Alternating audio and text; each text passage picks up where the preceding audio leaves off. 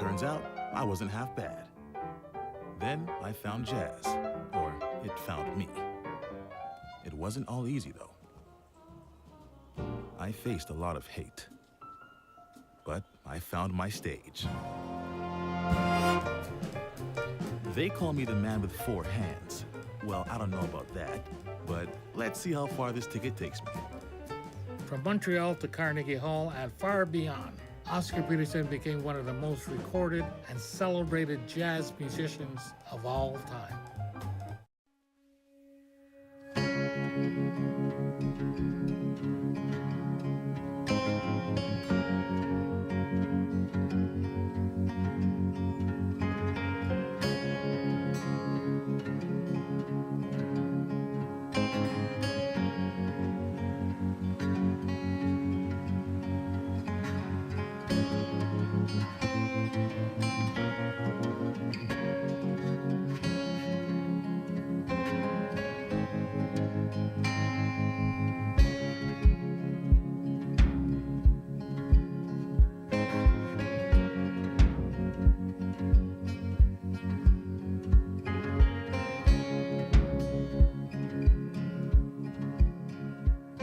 I guess the long-term goal of this is if we can create stable meander patterns throughout the river, it'll create this window of opportunity for Atlantic salmon to come back and start building up their populations.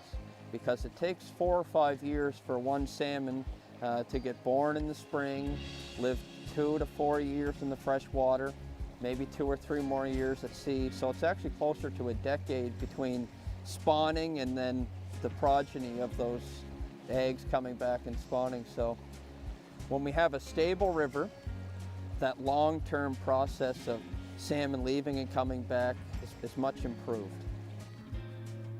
Nick McGuinness and his father Charles have been working on the restoration of the St. Mary's River for over a decade. The work they're doing is showing great promise, as the number of salmon returning to the river to spawn seems to be increasing every year. We have now, for this structure that you're standing on, about 80 of these structures, rock sills in the river. And what we're finding is that every time we build one, when we come back in the fall, salmon are spawning above them. So that's a success. And I think it's a bit of a surprise for me, given that when we started, we were told that the stocks were very near collapse or very low. And when you come back down in the fall and you walk, say 5 kilometers of river, and that has 30-some structures in it, you see salmon spawning above each and every structure. The work being done on the river not only helps the salmon and other fish species, but the narrowing and deepening of the river also helps the surrounding floodplains by promoting regular flooding. This flooding stores the water and allows it to be released more slowly back into the river system, helping to regulate flow, depth, and the water temperature. Our floodplain forests, which are beside the river here, they require seasonal floods. So when we're able to do this work, what ends up happening is those heavy rain events and the floods that occur, they're able to empty out into the floodplain, which dissipates some of that energy. So instead of scouring spawning habitat and eroding banks, that energy is dissipated into the floodplain. So now we have tree species such as black ash, which is an important species. They require saturated soils. So without that ability of the river to flood into the floodplain, you can't restore the floodplain forest. And if you can't restore the floodplain forest, it's pretty hard to restore the species that rely on it. So this is part of the overall puzzle for the broader ecosystem. And what we're seeing as a result of our work here is when the channel's narrowing and we have gravel bars developing below our structures, species such as the wood turtle are using them for laying their eggs and digging their nests. And we've seen migratory birds using these structures. There's areas of the river that were, like a 30, 40 meters wide that are now down to your 25 or 30 meter design. So if you look right here, it's only 22 meters across to the other bank, where it was 44 when we started. So that's quite a change. So that makes a huge difference in terms of temperature, ice production in the winter because your narrower channel, deeper channel produces less ice than a wide, shallow channel that looks more like a hockey rink. So if you can envision a hockey rink, when you flood a rink, you're putting in low amounts of water on a very wide surface. So the river's the same. If the river is 150 or 50 meters wide, it's going to freeze to the bottom during the winter, and that's going to lift up your eggs that were deposited in the fall and destroy them. So if you narrow it, you get much less ice production.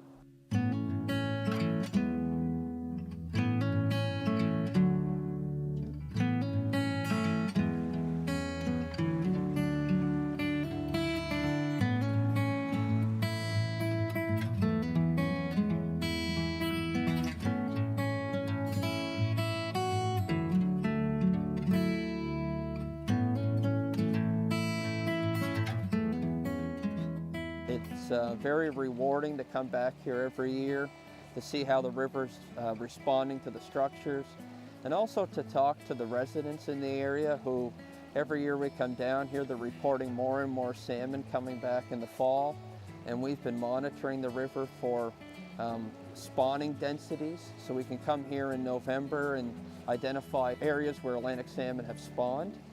And we've been counting those for a number of years, and we have year-over-year increases.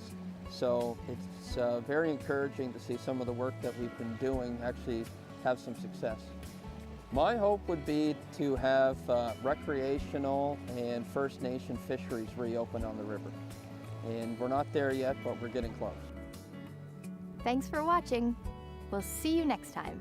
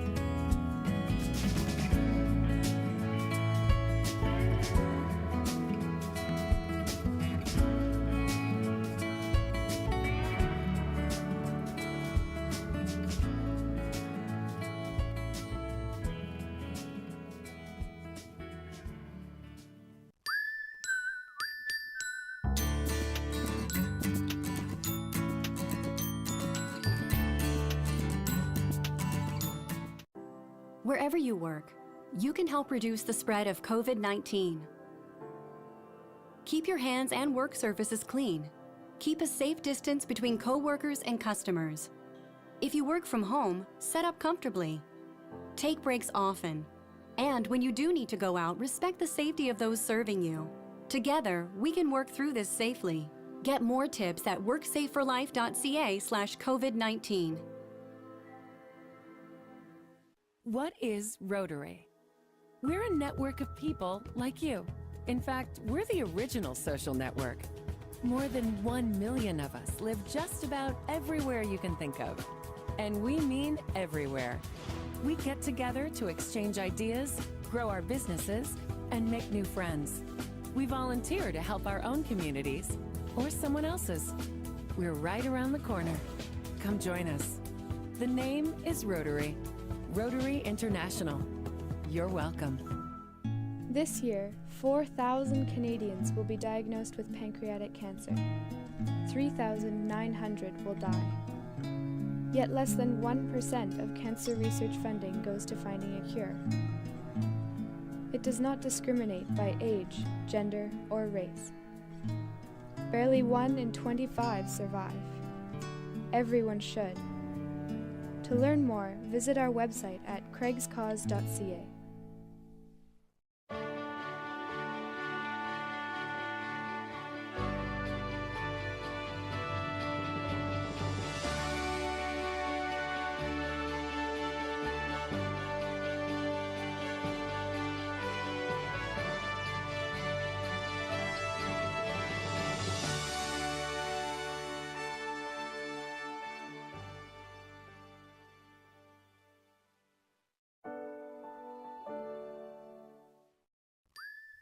This is Eastlink Community TV, home of Quebec Major Junior Friday night hockey.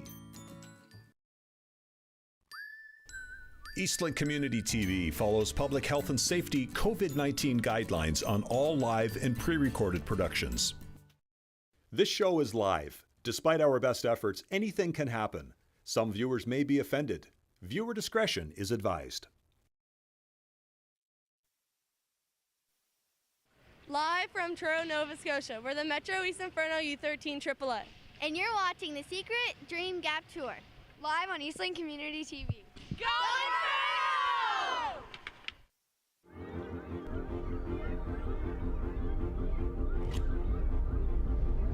The following is a special live presentation of Eastlink Community TV in association with the Professional Women's Hockey Players Association and the Rath Eastlink Community Centre. This is the Secret Dream Gap Tour, Truro. Welcome back to the Rath Eastlink Community Centre in Truro, Nova Scotia. The second game for you today, the fourth of the weekend on Eastlink Community TV, and the third from each team. So 6 games in total for the PWHPA Secret Dream Gap Tour stop in Truro this season. My name is Izzy Germain. We welcome you inside with Liz Knox. Let's get started. We've saved the best game as the last game of the weekend. It's the 2 top teams going head-to-head. The winner will take first position. Yeah, we have Team Scotiabank, Team Harvey. Scotiabank needs to pull this win off in 60 minutes. If they don't do so, even if overtime is forced and Scotiabank were to take it home, Team Harvey's would remain at the top of the PWHPA Secret Dream Gap Tour standings. Well, a lot of star power once again in this one. Blair Turnbull will have the crowd behind her as the hometown favorite. But for Team Scotiabank, the blue line has been a key piece to it. The Team USA defenders have had such a powerful and physical presence here. And that starts with Megan Keller. Yeah, a player that I just love to watch. She's got a tall frame, and she's averaging right now a point per game. So as a defenseman, she's contributing offensively. She's quick on the rush. She's not afraid to jump into play, and I'm excited to see her play here today.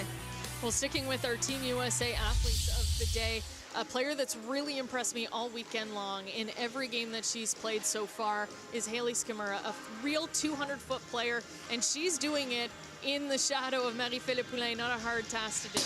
Yeah, Scams, as the girls call her, has really made an impression on this group, and she's taking lead not only on the ice but in the dressing room. She's establishing herself as a leader, and she truly makes those around her better on the ice. She finds a way to create chances, and we're looking to her today to put some points up for Team Harvey's. Once again, first place on the line for this one. It's going to be an exciting game. We hope you join us after the break. We'll see Team Harvey's take on Team Scotiabank here in Truro, Nova Scotia.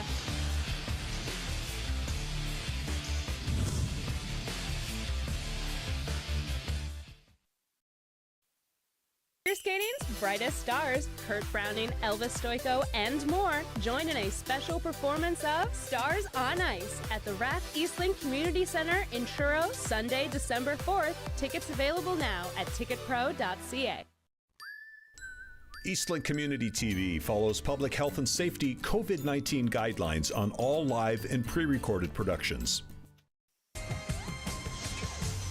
All right, almost ready for puck drop. Let's go quickly through the goaltenders. In net for the Scotiabank girls, Kristen Campbell. Yeah, Kristen Campbell, seeing a couple starts here this weekend. She's given her team a great chance to win. Nice, calm presence for the young athlete in the PWHPA. They dropped the puck a little early, but we do have Anne-Renee Desbiens in net for Team Harvey's, and she's Team Canada's go-to, and she's proving to be Team Harvey's go-to as well.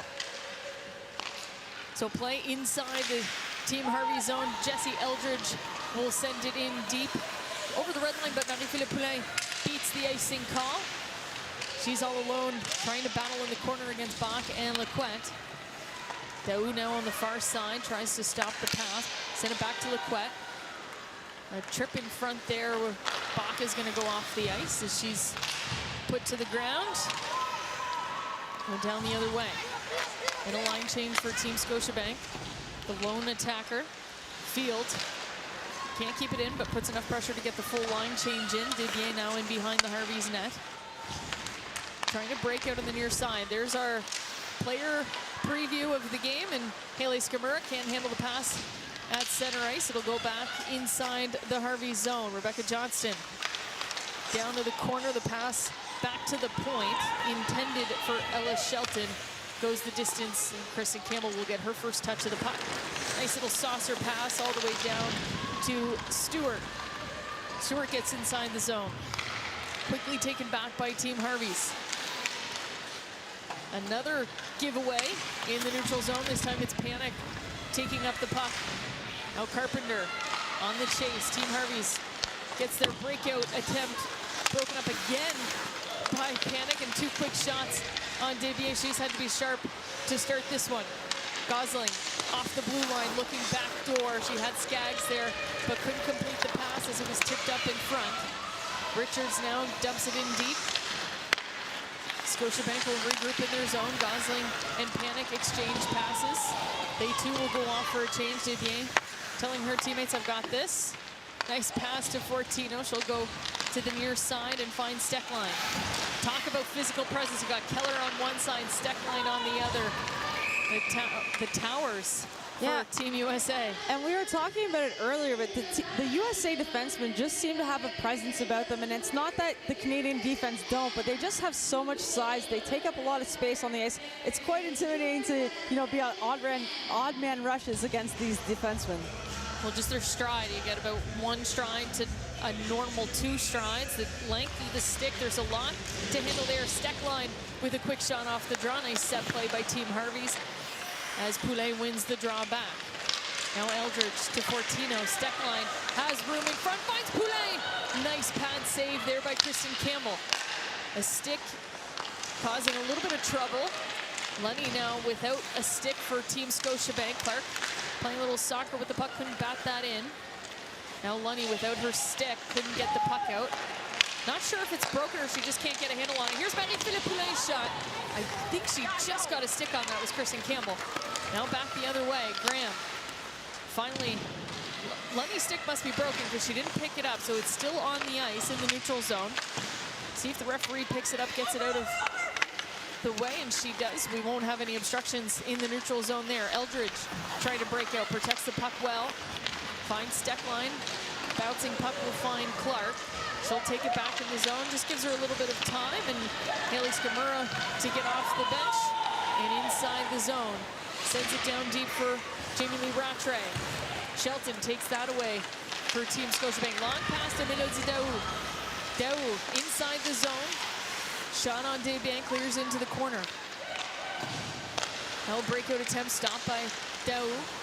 They clear the zone though as Field has the puck bounce over her stick. Skamura now putting pressure on Gosling. She finds the D-to-D pass to Keller. Keller's pass intended for Field will go the distance, and that's going to be an icing call. Slow things down. I'm going to take a look at some of the chances here early in the first period. Laura Fortino finds Lee Steckline, who's looking for Poulin right in front for that redirect, just can't quite get a handle on it. And then we have Marie-Philippe Poulin in the slot. It does look like Kristen Campbell maybe got a little bit of her stick on it. A fortunate save because that's a dangerous spot to leave number 29. She won't miss many of those. DeGeorge wins the draw. Shaver sends it back to Rougeau, and Daou sacrifices the body to block that shot. She'll head right off as that one sure stung. Now the puck behind Campbell. Gosling picks it up, tries to find Johnston. Just a little too far behind her there as Shaver will come back for Team Harvey. She's got to battle that long reach of Megan Keller. She'll get some help from DeGeorge. Nice back pass through the skates. Finds Steckline at the blue line. Shaver hit into the boards by Gosling. Completes the pass to DeGeorge. Will go D-to-D. Fortino now with a shot, and it's in! Laura Fortino off a nice pass from Lee Steckline and hits a skate in front. We'll have to see if she's credited with the goal or if someone, it looks like she's going to take it. And you're just going to watch Kristen Richards standing here in front of the net, creating traffic, taking away her eyes. DeGeorge jumps in there as well, just making it hard to see those pucks. And funny enough, Laura Fortino and Kristen Richards were actually D partners at the Montreal Showcase. Kristen Richards obviously being moved up forward, and she's doing her job in front, just trying to take away eyesight. Hard to tell if Richards got a little piece of that puck. Here's Marie-Philippe Poulet though with Emily Clark right off the draw, making sure that Kristen Campbell knows they're still there. We'll It does sound like they're giving the goal to Laura Fortino. I'd like to see if it just hits Richards' skate going in. It deflects off of Team Scotiabank, so it does look like it hits someone on the outside, the one that Richards was battling. So a good play in front by Richards, and Team Harvey's takes an early lead in this one. A wraparound attempt by Jesse Eldridge stopped.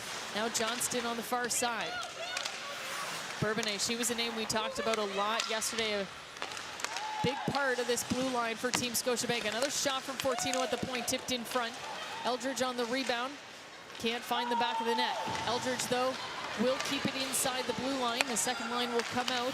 Continue pressure on Team Scotiabank. A good start for Team Harvey's in this one. Harmon inside the neutral zone. Harmon's gonna skate it in herself. Harmon with time and space. Didn't get everything on it, but Kirsten Campbell makes the save. Lots of offense from this Harvey's D-core. We saw Laura Fortino float her second great opportunity on net, and now we've got Savannah Harmon just jumping into the play, maybe losing the handle on it a little bit, but a puck on net is never a bad idea. See Harmon in yesterday's game, just so much offense. She just really wants to be involved in front of the net, and she's really good at it. So you got to be careful when she's got the puck, and you can't give her too much space. Panic now sends the puck back below the goal line. Kirion sends it up, intended for Skaggs. She's stopped at the blue line, but Kirion jumps up in the play and passes the puck over to Panic. Panic backhands it over to the near side. Laquette at the blue line. She's got a lethal shot. That one tipped in front by Panic, but doesn't cause any trouble for Desbiens. Now Carpenter just misses that puck, and back the other way comes Team Harvey. Stopped by the lineswoman there. So a 1-on-2, I guess, with the lineswoman at the blue line. Desbiens will play the puck over to Channel. Now Fields, big hit at the blue line. Daou back on the ice. Good to see her after she took that blocked shot just a few minutes ago. Channel battling with Field in the corner. Skamura goes to help out. Passes it over to the far side. Tripped up on the forecheck is Gosling. Now Skamura gets dropped. Puck bouncing around. Bach at the blue line helping out as Gosling was in the corner. She's able to keep it inside the blue line. Rattray battling now on the boards. Rattray finds Skamura. Tries to send it back. Runs into Megan Keller. Victoria Bach with speed on the outside. Her shot stopped by Desbiens. It's been a fast 6 minutes to start this one. Team Harvey's has an early lead. It's the Secret Dream Gap Tour on Eastlink Community TV.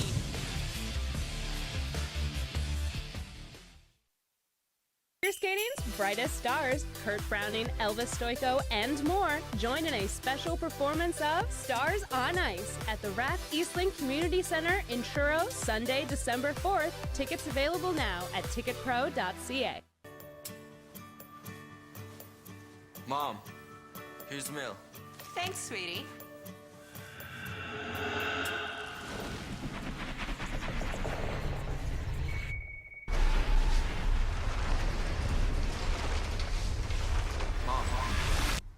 Mom, can I grab $20 from you today? Yeah, sure, that's okay. Cool, thanks.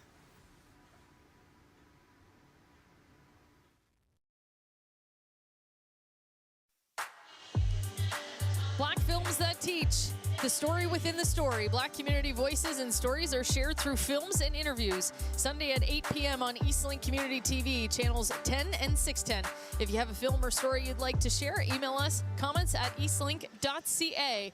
And Morgan Jessam, the host and producer of that show, on camera here today with us. So a woman of many talents with Eastlink Community TV. We hope you can join her Sunday nights at 8 p.m. for Black Films That Teach.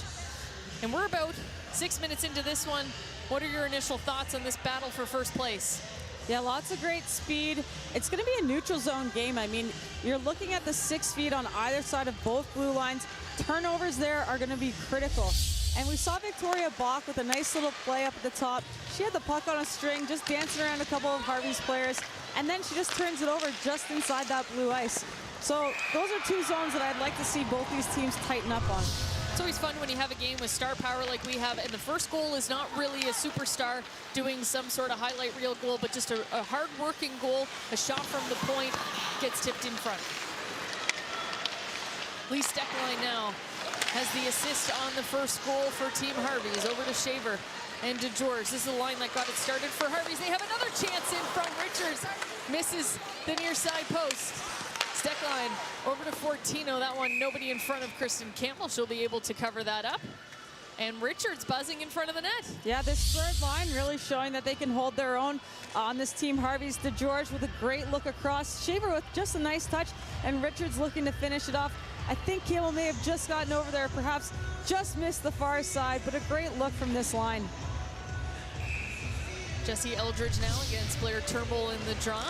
Eldridge wins it, but Johnston with lots of speed through the circle. And she's battling now inside the zone to get possession. Good back check by Eldridge. She'll steal the puck away. She'll have to battle Blair Turnbull. Stewart now trying to get the puck back. Steckline goes long, intended for Emily Clark, but Megan Keller there. This is a lot of superstardom on the ice now. Turnbull takes her time, finds Keller. Keller tries to just chip it in behind Eldridge. She'll get her bench instead. And we were talking to the girls in between the game, and Team Scotiabank had a really tough game yesterday. I think thought a very different result was going to come of that game. Left the arena quite frustrated. You see a little bit of oomph in their skating today. Yeah, they're looking to redeem themselves from that tough loss to Adidas. They've come out with a lot of jump. I'm sure they're looking to get on the board here too. Puck in behind Campbell. Bourbonnais off the boards, intended for Lunny.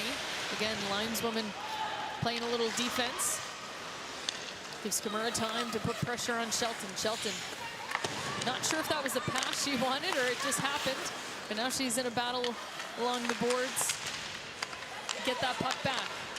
It finds its way to Demers. Harmon now coming off the blue line, looking for Skimura in the slot. Just goes through her skates, finds Rougeau at the point. Rougeau to Rattray. Rattray being watched closely by Shelton. If there's anything we've learned this weekend, they'll not get a whistle if the puck is on the boards. A pass intended to DeGeorge off the bench. She was in the slot a little too far. That line needs to get a change in, and DeGeorge inside the zone now. Cycles to the top. Channel's shot is stopped by Panic. Panic finds Skaggs on the near side. She'll take her time. Lots of Harvey's pressure on the puck. Lequette. Long pass for Panic. She'll leave it for Skaggs. Skaggs entering the zone. They'll have to battle Channel in the corner. Channel quickly gets the puck up, and Harvey is back the other way. Shaver now backhands it over, intended for Richards. Batted out of the air by Kirion. Shaver will try again. Neutral zone regroup. To George, stopped by Lequette. And the battle finds its way over to Carpenter. Not able to get it in deep, a Panic will. On just a long rim. As Field comes off the bench with lots of speed, able to keep it inside. Here's a shot from Gosling at the point. And that one got Dibier a little high. Yeah, she looks like that may have caught her up in the collarbone area, maybe, or in the shoulder. She's just taking a moment to think about it. Great shot from Caitlin Gosling. She's one of our youth sport representatives. Of course, she went to Western University back in the day when I was playing for the Laurier Golden Hawks. She was quite the threat there. Went on to play out in Calgary. And love to see her getting in on the offense. Gosling played at my time as well. We didn't. It was in the AUS, so we didn't see each other much. Rattray now in a 2-on-1 with Demers. She chooses to shoot, scores! Jamie Lee Rattray continues her hot streak and has the second Team Harvey's goal of the day. We saw Rattray yesterday, score on the breakaway low along the ice, 5-hole on Erica Howe. This is a very, very similar play. She comes down the side, she's looking. She's got the pass option there, and it's almost as if she looks like she's going to go up high. I think a player like Rattray, most goalies would be reading for a high shot. She just tucks it in, has Kristen Campbell kind of second-guessing on that backdoor net drive. She has been on fire all weekend in Truro, Nova Scotia. And she's got her first today, 2 goals in yesterday's game. And she's a player who's just continued to elevate her game each year. Not sure she'll be the 13th forward anymore next time we see a Team Canada versus Team USA game. Fortino now inside her own zone. Goes D to D to Steckline. Exchanging passes. Don't like their options on the breakout, so they'll give their forwards some time to regroup. Some good D here and pressure from Team Scotiabank. They finally choose the near side board with Gershow. Enters the zone but loses it quickly just after the blue line. She'll try to get it back. Now Johnston and Demers going hard into the boards. Or sorry, that was Larson on the far side. Rougeau now. Second breakout attempt. Finds Poznikov but can't get by Carpenter. Quick pass to Skaggs. Thought she had some room, but Rougeau's going to close that quickly. Now Poulin back on the ice. Passes it back to her D. Emily Clark with the tip, gets hit by Lequette. Eldridge, lots of speed, gets a stick on the Curion clear-out attempt. Puck is in the neutral zone now. Who's going to get there first? And it's going to be Panic. But good back check by Poulin. Keeps the puck on the Harvey sticks. Back and forth this neutral zone. Skaggs now inside the Harvey zone. She'll cycle it down low. She gets dropped by Eldridge on the boards. Letting them play a little bit more in this one than in our first game of the day. Keller at the blue line. Battling with Clark. Finds field below the goal line. To Bach. Bach waiting for Gosling or a chance in front. She shoots. It's blocked by Daou. Now Poulin. Back pass to Eldridge. She's just trying to get it in behind. Keller get the red line. I'm sure they want to go off for a change. And a dangerous pass. Almost sees Field intercept that, but we're going to get our first penalty of the game. You're watching the 2022 Secret Dream Gap Tour on Eastlink in association with the Professional Women's Hockey Players Association. Proudly presented by the Rath Eastlink Community Centre in Truro. Home of Stars on Ice, coming Sunday, December 4th. Tickets available now.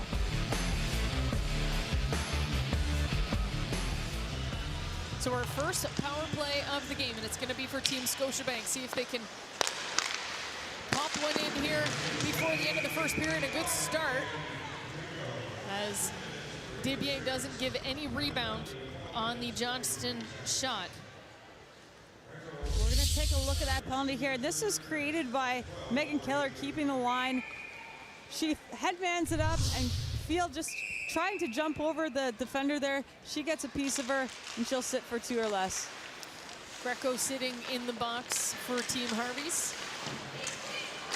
Skamura and Shaver on with Steckline and Fortino to kill the penalty for Team Harvey's.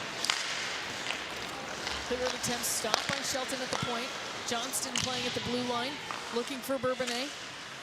She wants it back, she won't get it. Shaver's cleared attempt, a little weak, but gets its way into the neutral zone.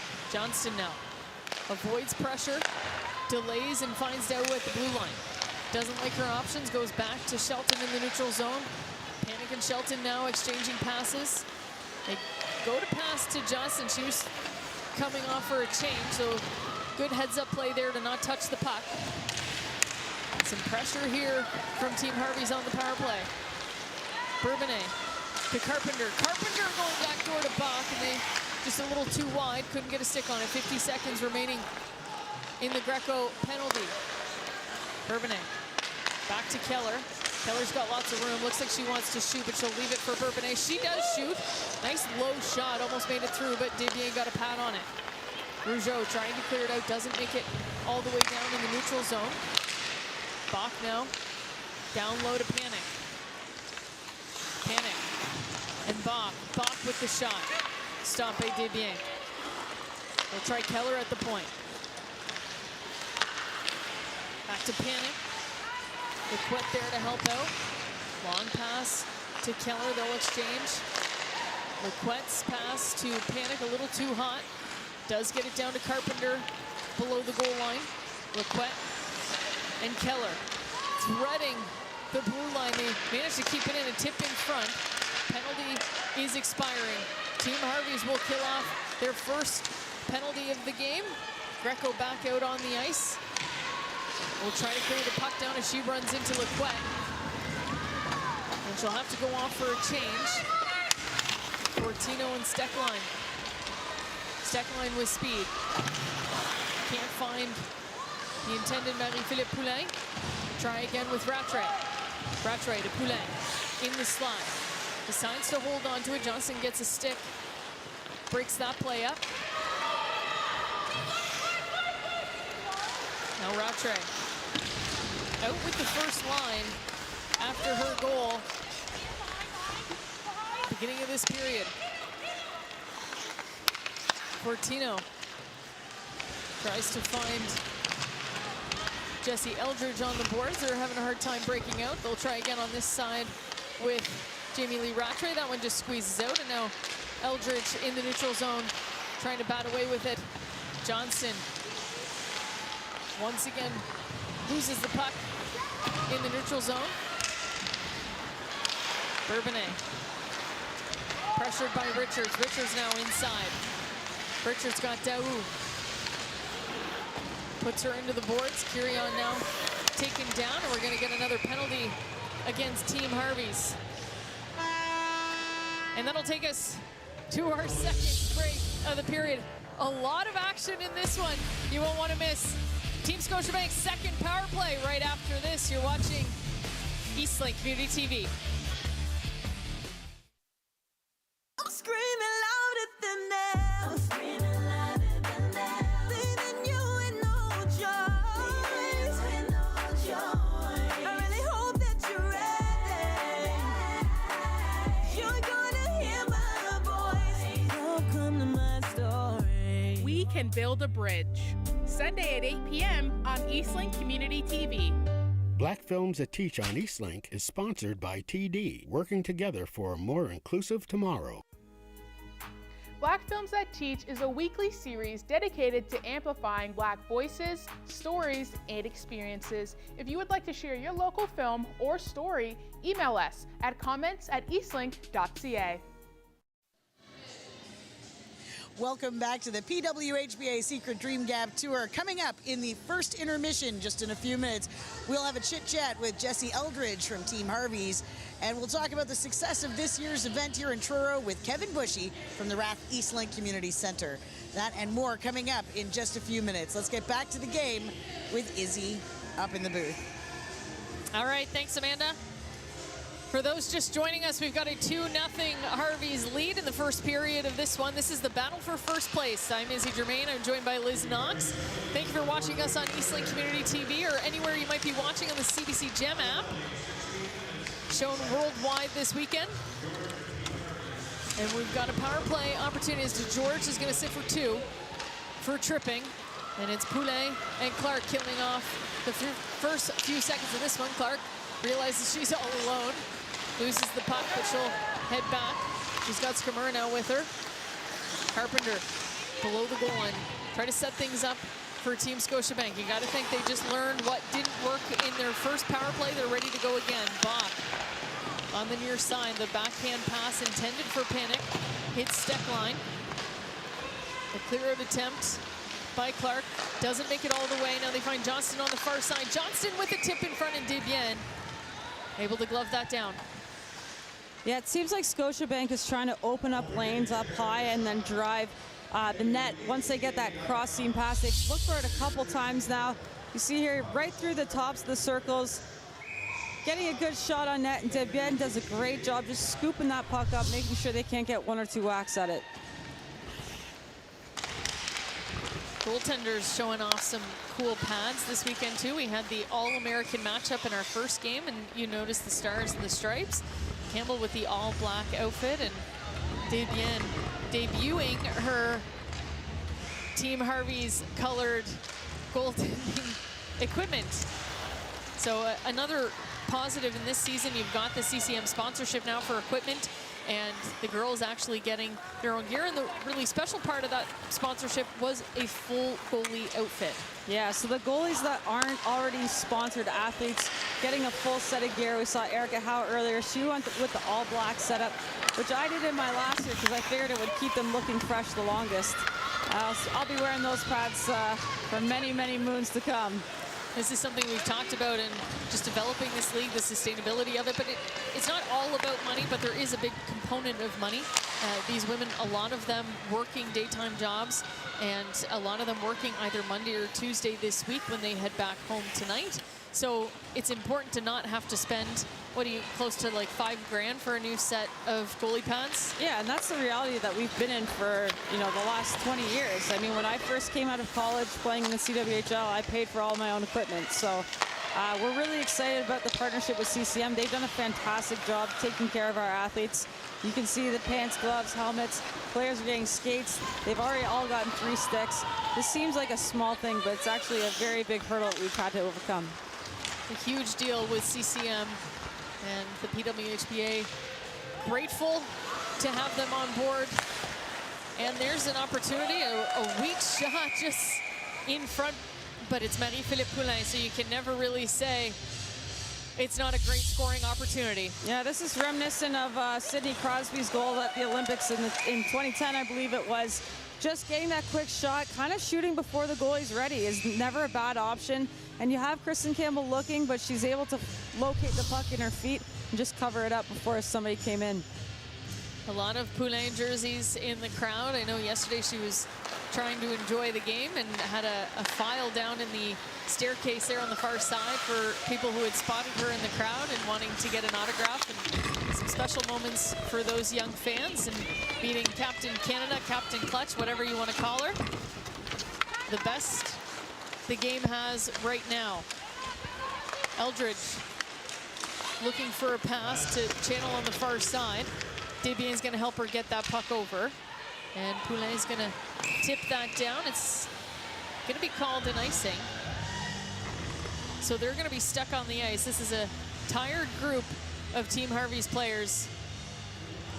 On day 3, even worse. You saw Poulin and Alex Carpenter kind of get into it there. A couple places on the ice, once behind the net, a little bit out in front. They're no stranger to each other. Obviously, the big rivalry between Canada and USA. And I'd love to see that level of compete continue through the PWHPA. Eldridge gets the puck out. She'll chip it in and allow her teammates to go for a change.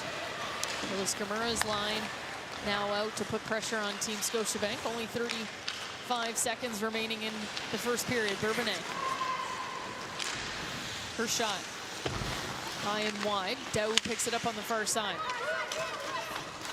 Intended pass doesn't make it as it's stopped in behind the net by Skamura. Sorry, that was Savannah Hartman. Now Skamura on the chase with Jamie Lee Rattray, battling Ella Shelton, Victoria Bach, and Jamie Bourbonnais. Back to the point, Hartman with her shot. Another tip in front. Rattray almost had her second. Kristen Campbell couldn't find it, but neither could Rattray in her skates, and that'll do it. That felt like a really fast first period. That just evaporated on us. Shots 8-7 in favor of Team Scotiabank, and it's Jamie Lee Rattray who got things going for Team Harvey's. Yeah, we're going to take a look at the play of the period here. We got Ratty busting down the right side, looking for that backdoor option, faking it just enough to kind of deceive Kristen Campbell there, and she's able just to slide it underneath her far pad. Ratty's having such a great weekend. We're happy to see her get Harvey's on the board. Her third goal in 2 games puts her team up by 2. After the break, we'll see what Amanda Pride has in store for us in our intermission show. It's the PWHPA Secret Dream Gap Tour on Eastlink Community TV.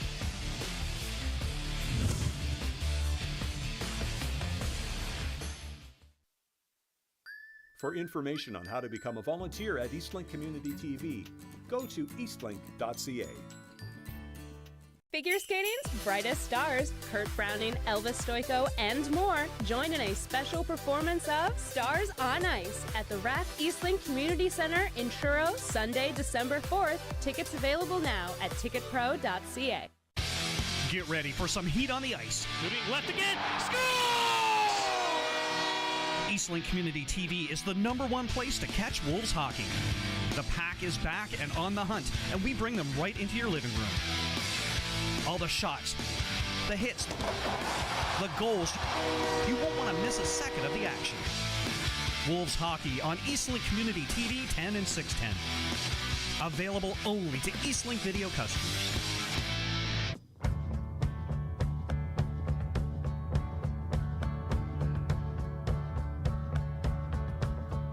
She gave me matches, 7 wooden matches. She put them into a small, slim glass jar with a screw-top lid. I fingered that jar. I put it in my pocket. She said, can't go into the woods without them. I smiled at her and left. And I kept them dry. As long as there was 6, I'd be fine. This is Eastlink Community TV, home of the New Year's Eve countdown. Welcome back to the Secret Dream Gap Tour. We're sitting here with Jesse Eldridge from Team Harvey's. Jesse, talk to us about that first period. Really good showing from you and your teammates. Yeah, I think it was a pretty even first period there, and I think we made the most of 2 really good opportunities, and we're up by 2 heading into the first intermission. We feel like we're in a pretty good spot. Talk to me a little bit about this weekend, because it's been it's 3 games in 3 days. It's a lot of work for you guys, but also some great opportunities and some great fans. For sure. I think we've been waiting to play games for years, so it's a lot on our bodies, but we're not going to complain with the opportunity to play games, and it's been awesome so far this weekend, so hopefully we can put together another great 40 minutes. Talk to me a little bit about that chance that happened down here with Clark and Punai and yourself, just toward the end of the period there. Kind of walk us through what was going on, because it looked like quite the scramble in front of the net for Campbell. Yeah, I think just a really smart shot by Pooh there, and crash the net. You never know what's going to happen. All right. Well, lastly, before we go, talk a little bit about the weekend, about being here in Truro as we're wrapping things up. Last game of the weekend. How much fun has it been to be back here in Truro?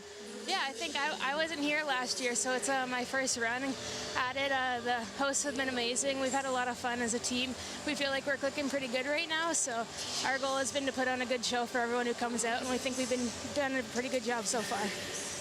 That's fantastic. All right, well, good luck at the second and third period. And when we come back, we will have more from the PWHP Secret Dream Gap Tour live on Eastlink Community TV. Stay with us.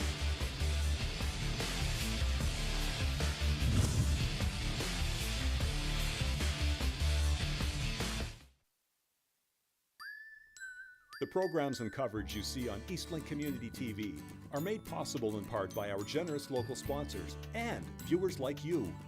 As an Eastlink Video customer, you are helping to support the creation of local programming in Atlantic Canada. Thank you for choosing Eastlink, and thank you for watching Eastlink Community TV. They fought and some died for their homeland. They fought and some died, now it's our land. This Remembrance Day, as we acknowledge the courage and sacrifice of our men and women in uniform, let's also grant them a moment of quiet reflection, a pittance of time. Take a pittance of time.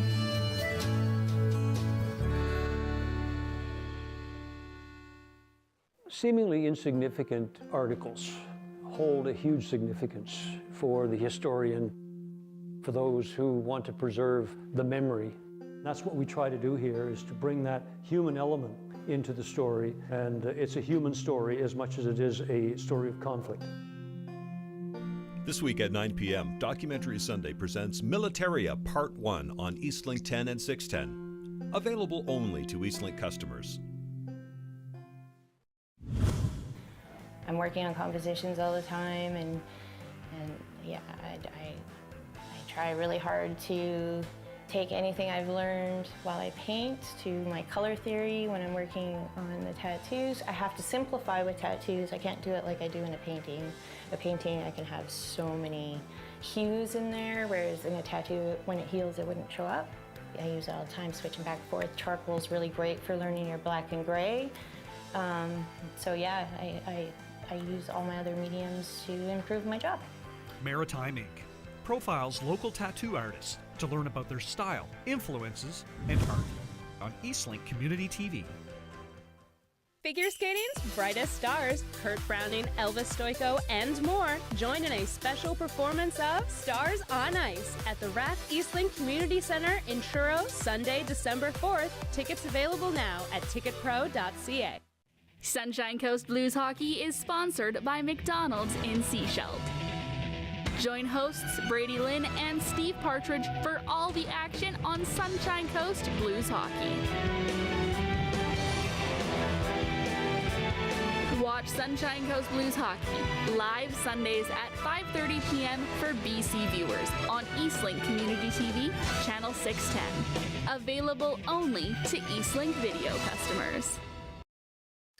This is Eastlink Community TV, home of the New Year's Eve countdown.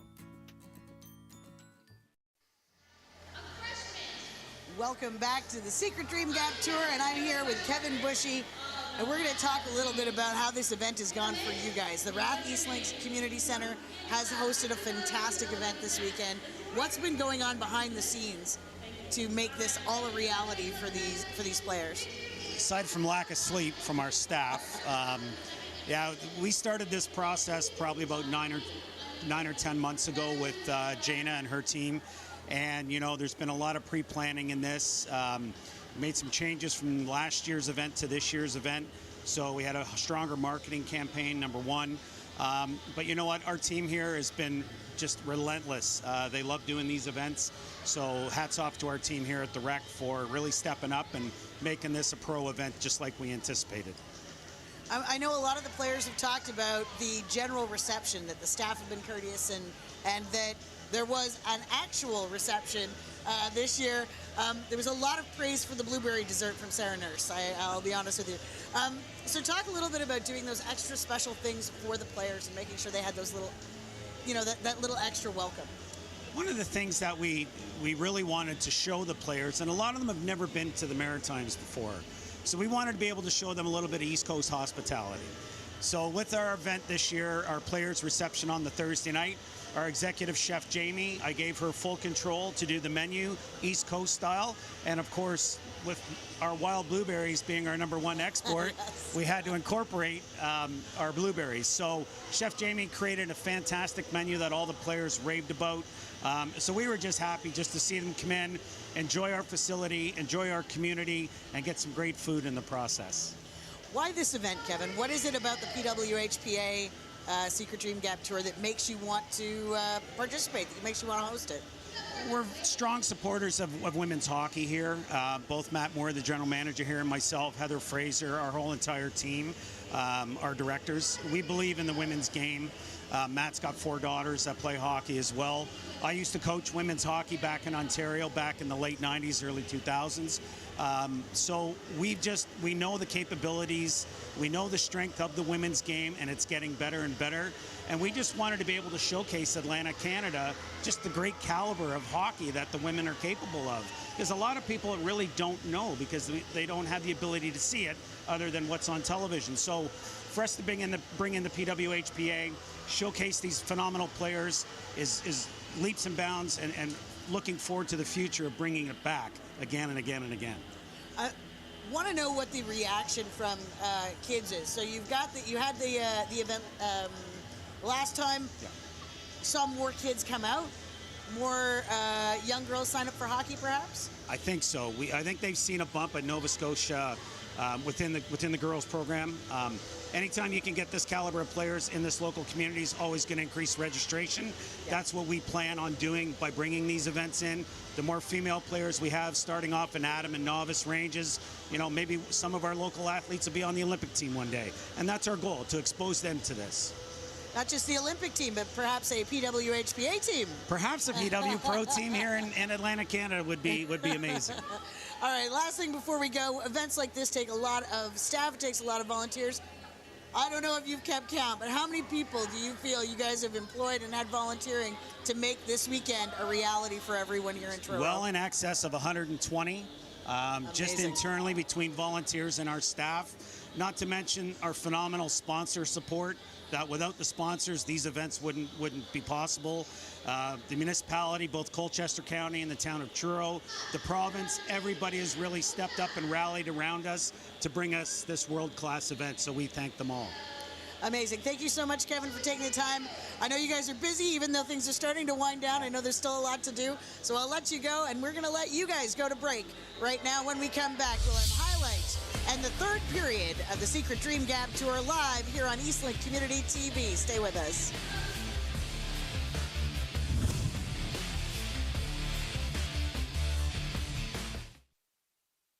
For on-air sponsorship opportunities on Eastlink Community TV, please email eastlinkTVads@eastlink.ca. Figure skating's brightest stars, Kurt Browning, Elvis Stoico, and more, join in a special performance of Stars on Ice at the Rath Eastlink Community Centre in Truro, Sunday, December 4th. Tickets available now at ticketpro.ca. For over 15 years, Autopilot has been covering cars for Canadians. We focus on both new model reviews and used car buyer's guides. So if you want to stay up to speed on the latest in new and used vehicles, you'll find what you're looking for every week on our award-winning program. I'm Canadian motoring journalist Justin Pritchard, and I'll be your guide. Catch Autopilot on Thursdays at 8 p.m. on Eastlink Community TV 10 and 610. Only available to Eastlink Video customers.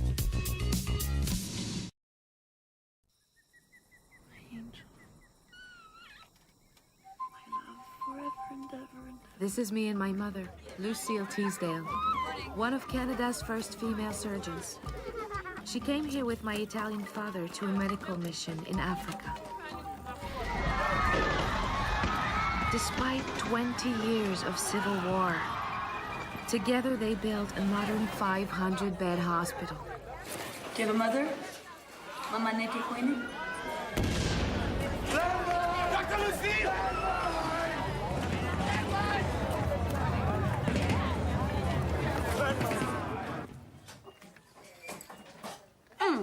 Disinfect yourself. No time. This man's bleeding to death. I'll take antibiotics later. She performed the last of her 13,000 operations not long before she died of AIDS in 1996.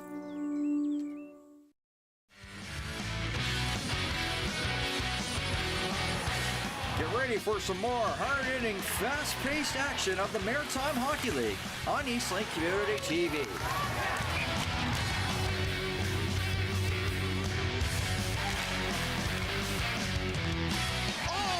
Saturday, November 12th, Campbellton versus Summerside at 7 p.m. Available only to Eastlink Video customers.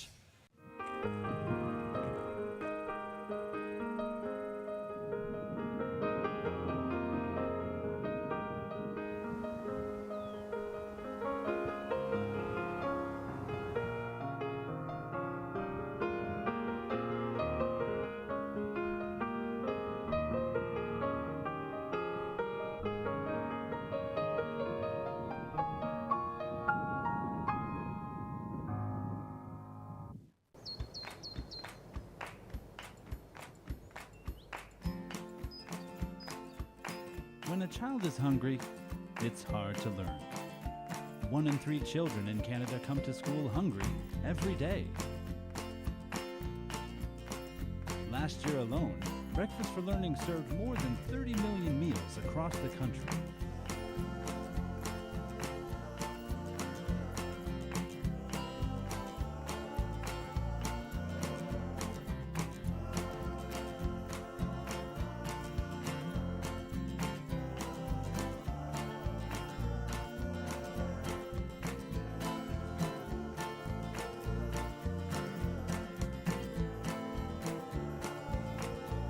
give children a better chance at success. Invest in their future. Visit breakfastforlearning.ca. We need your help. Eastlink Community TV follows public health and safety COVID-19 guidelines on all live and pre-recorded productions.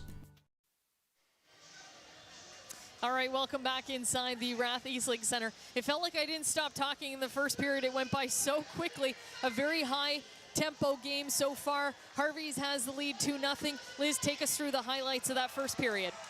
Yeah, it was a lot of Harvey's offense. We'll start off with the goal from Jamie Lee Rattray.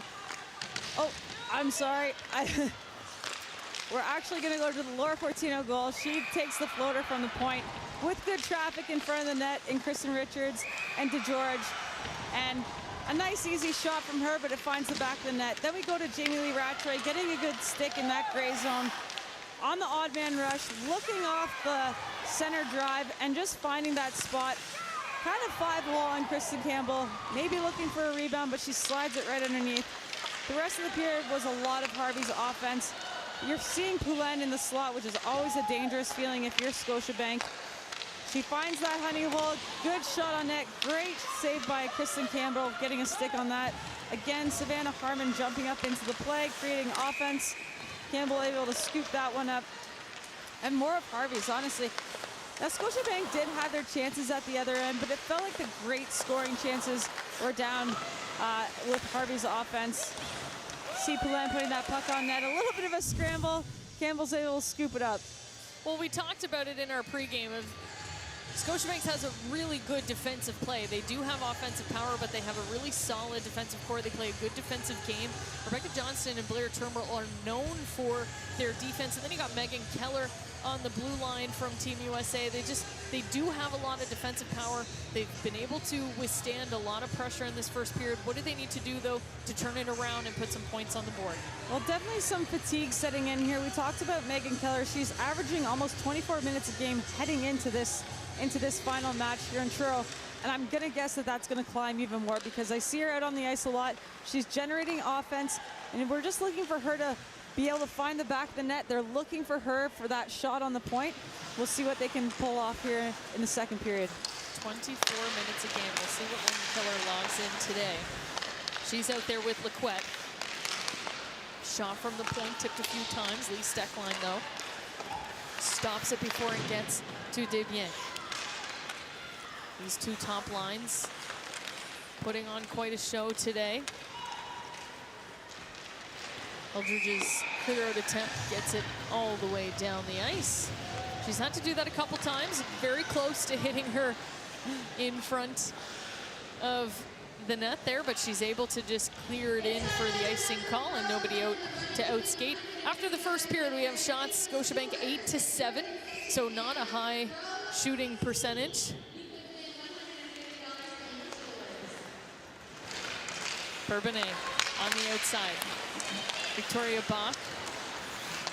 Her clear out attempt finds Shelton. Or sorry, shot attempt. Now Steckline. Battling with three Scotiabank players. Trying to clear it around the boards. Eldridge, good stick, poking off of Bach's panic, stick. Shelton's shot goes into the corner. Now Bourbonnais jumping in on the play. I love that shot from Ella Shelton, just getting it off as soon as it hits her stick. A good opportunity on net. Bach now. Centering pass in the slot. It finds Gosling at the point. Her shot hits a skate and goes into the corner. Carpenter over to Bach. Bach below the goal line. Quick shot from a tough angle, and Desbiens will cover that up. And Liz, we've talked about a lot of the Americans today. They've been a powerhouse, and Carpenter is one that I know you want to talk a little bit more about, but she's constantly in these good areas. You have a feeling that she's going to strike today. Yeah, I talked about her a little bit yesterday in Scotiabank's game. She's just such a highly skilled player and a very quiet presence, as her teammates know. She's not particularly known for a loud personality, but she does so much in the community. She's actually sponsored a young girl named Princess in the Philippines that she's been sending money to help her pay for clothing, essentials, school, and I've heard that a lot of her PWHPA salary will actually go to this young individual. She attends and supports and donates to a ton of local charities, but most important to her is the Jimmy Fund, which supports ALS research. So a quiet presence on the ice, but a huge heart. And I just love to see her, out here performing. She's always good for a show. Just the silkiest hands, and what a cannon on her too. Alex Carpenter, not good enough for her to be an Olympian and an amazing hockey player. She has to be a philanthropist as well, but hats off to her. That's just incredible stuff from Alex Carpenter. Kristen Campbell gloves the shot down. We'll get a face-off inside the Scotiabank zone. 17:41 remaining. Scotiabank still leading in shots. Try to find some momentum on that. Get some better quality chances in front of Anne-Renee Desbiens. Desbiens gets a stick on that. Harmon will try to clear it out. It's stopped at the blue line. Shaver follows it up with DeGeorge, and they're able to clear it out into the neutral zone. Keller will say that name a ton more, I'm sure, this game. Finds Dow at center ice, tips it in, but Harmon gets to the puck first below the goal line. Shaver now has Richards driving on the far side. A pass attempt stopped and broken up by Megan Keller. Johnston now. Toe drag around Shaver, but just can't get the shot off. Shaver now battling with her along the boards. Pass finds Richards. They'll go back to Fortino. They'll just try to regroup. Over to the far side to Harmon. Harmon finds DeGeorge. Good breakout for Team Harvey's, and a better back check by Victoria Bach as she breaks out the offensive zone entry. There's Alex Carpenter that we just spoke about. Sends the puck in wide. Steckline gets there first. And intended for DeGeorge, didn't realize she was going for a change. So Harvey's is going to get stuck on the ice. They do have two fresh legs out there with Emily Clark and Jessica Eldridge. DeGeorge will have to stay on, and Marie-Philippe Poulin will wait for her turn. Face off to the right of Anne-Renee Desbiens. DeGeorge takes the draw, loses it to Bach. Shelton with a quick shot, and Desbiens says, come on Marie-Philippe Poulin. Yeah, Ella Shelton again. That's her second attempt from just inside the blue line there, getting a quick release right off the draw. Good pushback, looking for that shot on net. And Desbiens knows that she has to get a stoppage of play here to help DeGeorge out. There's quite a turnover on the Canadian blue line with the national program the last few years. A lot of girls retiring and a lot of young presence. But here's Marie-Philippe Poulin on a breakaway. Marie-Philippe Poulin backhands it in. Top corner. What more can you ask for from the captain? It's 3-0 Team Harvey's. Right where Grandma puts the peanut butter. Marie-Philippe Poulin, just unreal hands with pressure on her back. A great feed off the wall there. Good pressure, as she just absolutely shells it. Unbelievable shot by Marie-Philippe Poulin. She catches up to the puck, couple stick handles, and makes no mistake with that one. You see Ella Shelton laughing at her on the back check. God, she's just a player who is just fun to watch. And like you say, Ella Shelton having a bit of a laugh, like, what else can I do here? Here's Skimmer in front with a chance. Her backhand stopped by Campbell. I really don't know what you could do to stop her. There's just so many different aspects of her game that make her difficult to defend. But then you talk about it, the World Championship game, her highlight reel play, I guess, of that World Championship was the block shot with about 10 seconds remaining on an amazing opportunity for Team USA to tie things up. So, what do you do with Marie-Philippe Poulin when she's on the ice? Yeah, honestly, you know you're the best in the world when even when everyone else knows what you're about to do, there's nothing they can do to stop you. And I just laugh at that story with Kendall Coyne-Schofield in the previous game. Team Harvey's win in overtime the other day against Team Adidas. That was Friday night. And Sarah Nurse and Jill Saunier just kind of threw their hands up and thought, oh, darn. And Kendall Coyne-Schofield looked over and said, now you know how we feel. So a little bit of revenge there from the Team USA girls. And the Canadians finally getting a taste of what it feels like to be on the end of a Marie-Philippe Poulin goal. Team Scotiabank has some work to do. They've dug themselves a hole. Down 3-0, 15 minutes to go, though, in the second period. So a lot of time to work with for them. And if there's anyone who's going to get this crowd into it too, would be Blair Turnbull. She's on the ice now with Dow and Johnston. Shelton and Bourbonnais at the blue line.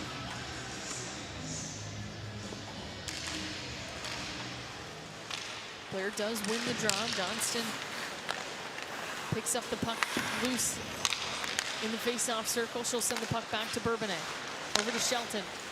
Shelton creeping in, looking for that seam pass in the slot. Doesn't find it. Bourbonnais is creeping in as well on the other side. Now Turnbull in the slot. Just can't find the opportunity, but she'll send it over to the near side for Johnston. Johnston. That's one of my favorite things that Johnston can do.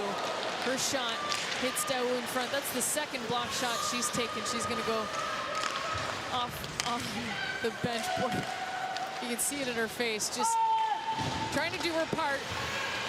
Gets hit by the puck twice. Looks like she'll be okay. She's got to breathe it out. Yeah, that first one was to deny a shot on her own net, and you saw there that second shot. I'm sure that's one that she would have rather not have hit her. Not from Rebecca Johnston's stick. Team Harvey's DeGeorge battling for the puck. She looks to send it to Lee Steckline. That's intercepted by Panic. Nice backhand pass to Victoria Bach. She's got speed. Can't get around the long reach of Steckline. Now below the goal line, Larson battling with Panic. Larson, as she's falling, tries to get the pass off, but Alex Carpenter there to pick it up. Gosling from the point. She'll take a shot. That one's blocked by Larson. Now a 3-on-1 developing for Team Harvey's. They've got Megan Keller in the middle, though. Goes for the far pad rebound. Megan Keller had the intended recipient covered up. Bach back the other way for Scotiabank. It's Laura Fortino. Larson try to find Gruchow. Hits off of Bach's skate, and it's back inside the Team Harvey zone. They'll regroup in behind Desbiens. Long pass for Jesse Eldridge. Everybody taking cover as they didn't know where the tip was going, but perfectly placed inside the zone. Megan Keller there first to the puck. Eldridge on the chase, takes down Keller. Now here's an opportunity. It's Marie-Philippe Poulet again with Clark. 2-on-0, and they get it. They almost did it. And you can see them. Oh, thank gosh. It's 4-0 Team Harvey's. See Emily Clark wipe the sweat off her brow there. Getting a little nervous that may not manufacture for them, but just an unfortunate play at the blue line there. Jesse Eldridge takes out Megan Keller, which turns around and creates a 2-on-0 between Marie-Philippe Poulet and Emily Clark. Almost missed it. It looks like Marie-Philippe Poulet is trying to make a play with Emily Clark instead of going on a breakaway again. Are you trying to share the love today? But almost miss a sure goal there. Emily Clark, though, able to bury the puck. So a little dispute on who should be on the ice. Team Harvey's is the home team, so they have last change.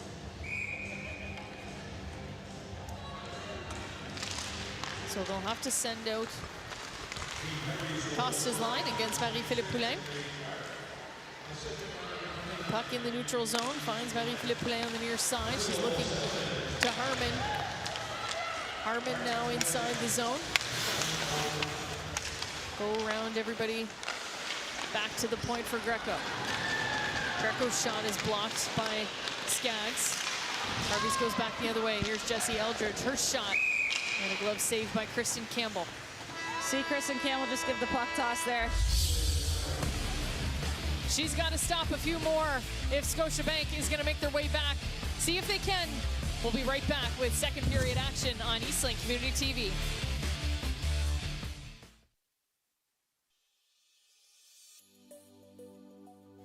I do this work because I do think it's very important to keep heritage and culture alive. A lot of people kind of don't realize the power behind Scottish heritage and the just massive amounts of history involved in it. And for me, these tartans are not just nice colors. You know, it's not just about the plaid. It's the history behind it and what this meant to our ancestors and what this represents. And the fashion part of it for me is secondary. It's the culture and the heritage that's number one.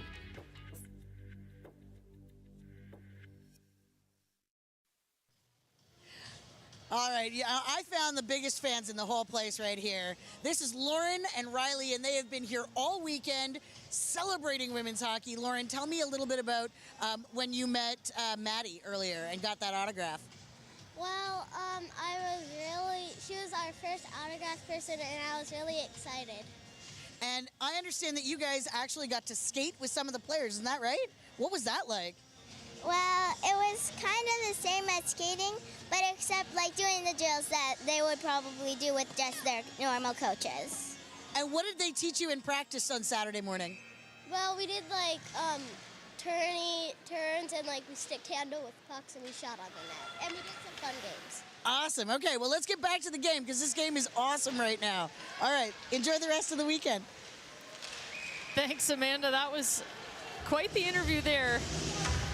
And that's part of this weekend is just they had the clinic on Saturday morning. A couple of the girls coming out with some local youth and minor hockey players as we see Haley Scamura is going to head to the box, maybe try to even things out here for Team Scotiabank. But a lot of emphasis in the PWHPA reaching out in the community and growing the game. Yeah, and I love what she said there. It's just like skating normally, but with bigger girls and on their ice. Scamura just gets a little tangled up there on Blair Turnbull. And they'll clear out attempts. So they start with Poulin and Clark. And they'll head right off. They essentially just send Poulin to win the draw, clear it out, and she heads off for Schaefer and DeGeorge to kill the penalty. So Scamura will sit for 2 or less. Icing waved off. And a clear out attempt successful again for Lee Steckline. Lee Steckline, another one with big minutes for Team Harvey's. And Harvey's down your podcast partner, Karel Imara, this weekend. Yep, I'm sure she's missed here by this group, but they're finding a way to put the points up without her. Also not in attendance in Toronto, Nova Scotia this weekend is head coach and general manager Danielle Sauvageau. And she'll be joining the group in Pittsburgh in a few short weeks. November 25th to 27th is the next PWHPA Secret Dream Gap Tour stop. So be sure to buy your tickets if you're in the Pittsburgh area. If not, you'll catch all the games on CBC Gem or cbcsports.ca. Lequette now on the far side, trying to set up this power play formation, but Team Harvey's doing a really good job clearing out every single attempt they've seen so far. 30 seconds remaining on the Scamura power play. Penalty, sorry. Works both ways, I guess. Bach now stopped at the blue line, but goes over to the far side. Channel with Gruchow trying to clear it out, and Lequette will send it back in. Panic goes into the boards with Greco. Gets the puck to Shelton, though, at the point. Lequette's going to wind up for a nice shot, and Desbiens, she just looks so calm in this one so far. Yeah, great shot from Lequette. Obviously, a very heavy shot from number 4 at the point there. And it seems like Scotiabank is just trying to set up their power play, but just hasn't been able to settle it down or get traffic in front. As you can see, Desbiens sees that pretty well all the way through. Carpenter tries to get a stick on it. Good attempt there. Just unsuccessful on that one. The reverse pass there from Bourbonnais. Just too much pressure from Demers. And it sends the puck all the way down the ice. Katie Lee Ratchway now with an opportunity. That one's high and wide. Shelton. Penalty killed off for Team Harvey's. Scamura back on the ice as Carpenter takes the puck inside for Team Scotiabank. A nice chance there for Victoria Bach. Puck just bouncing, hits the shaft of the stick. Kirion now off the bench, centering pass. Find Lunny on the far side. Lunny with pressure from Scamura. Uses the net to get rid of her.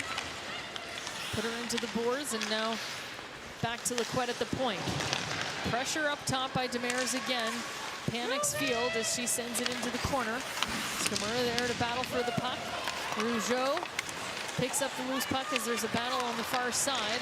And Demers has time and space. 2-on-2. She'll dump it in deep as Rattray will go as F1. And Team Harvey's goes for the change.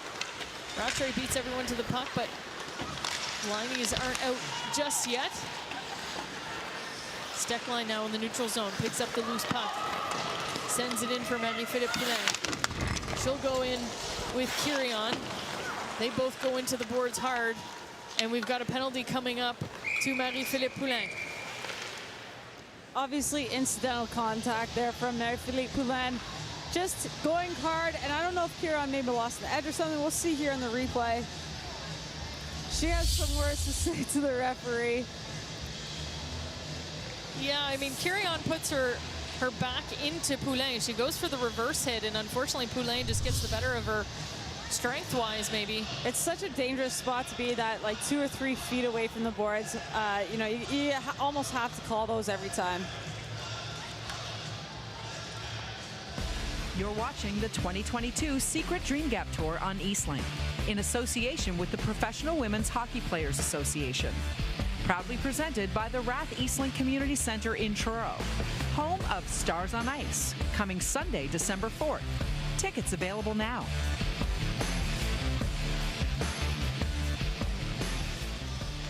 So the referee's having a conversation. Not sure what about. But the face-off is going to be to the left of Desbiens. Just a little chin wag between the stripes there. Checking in. Yeah.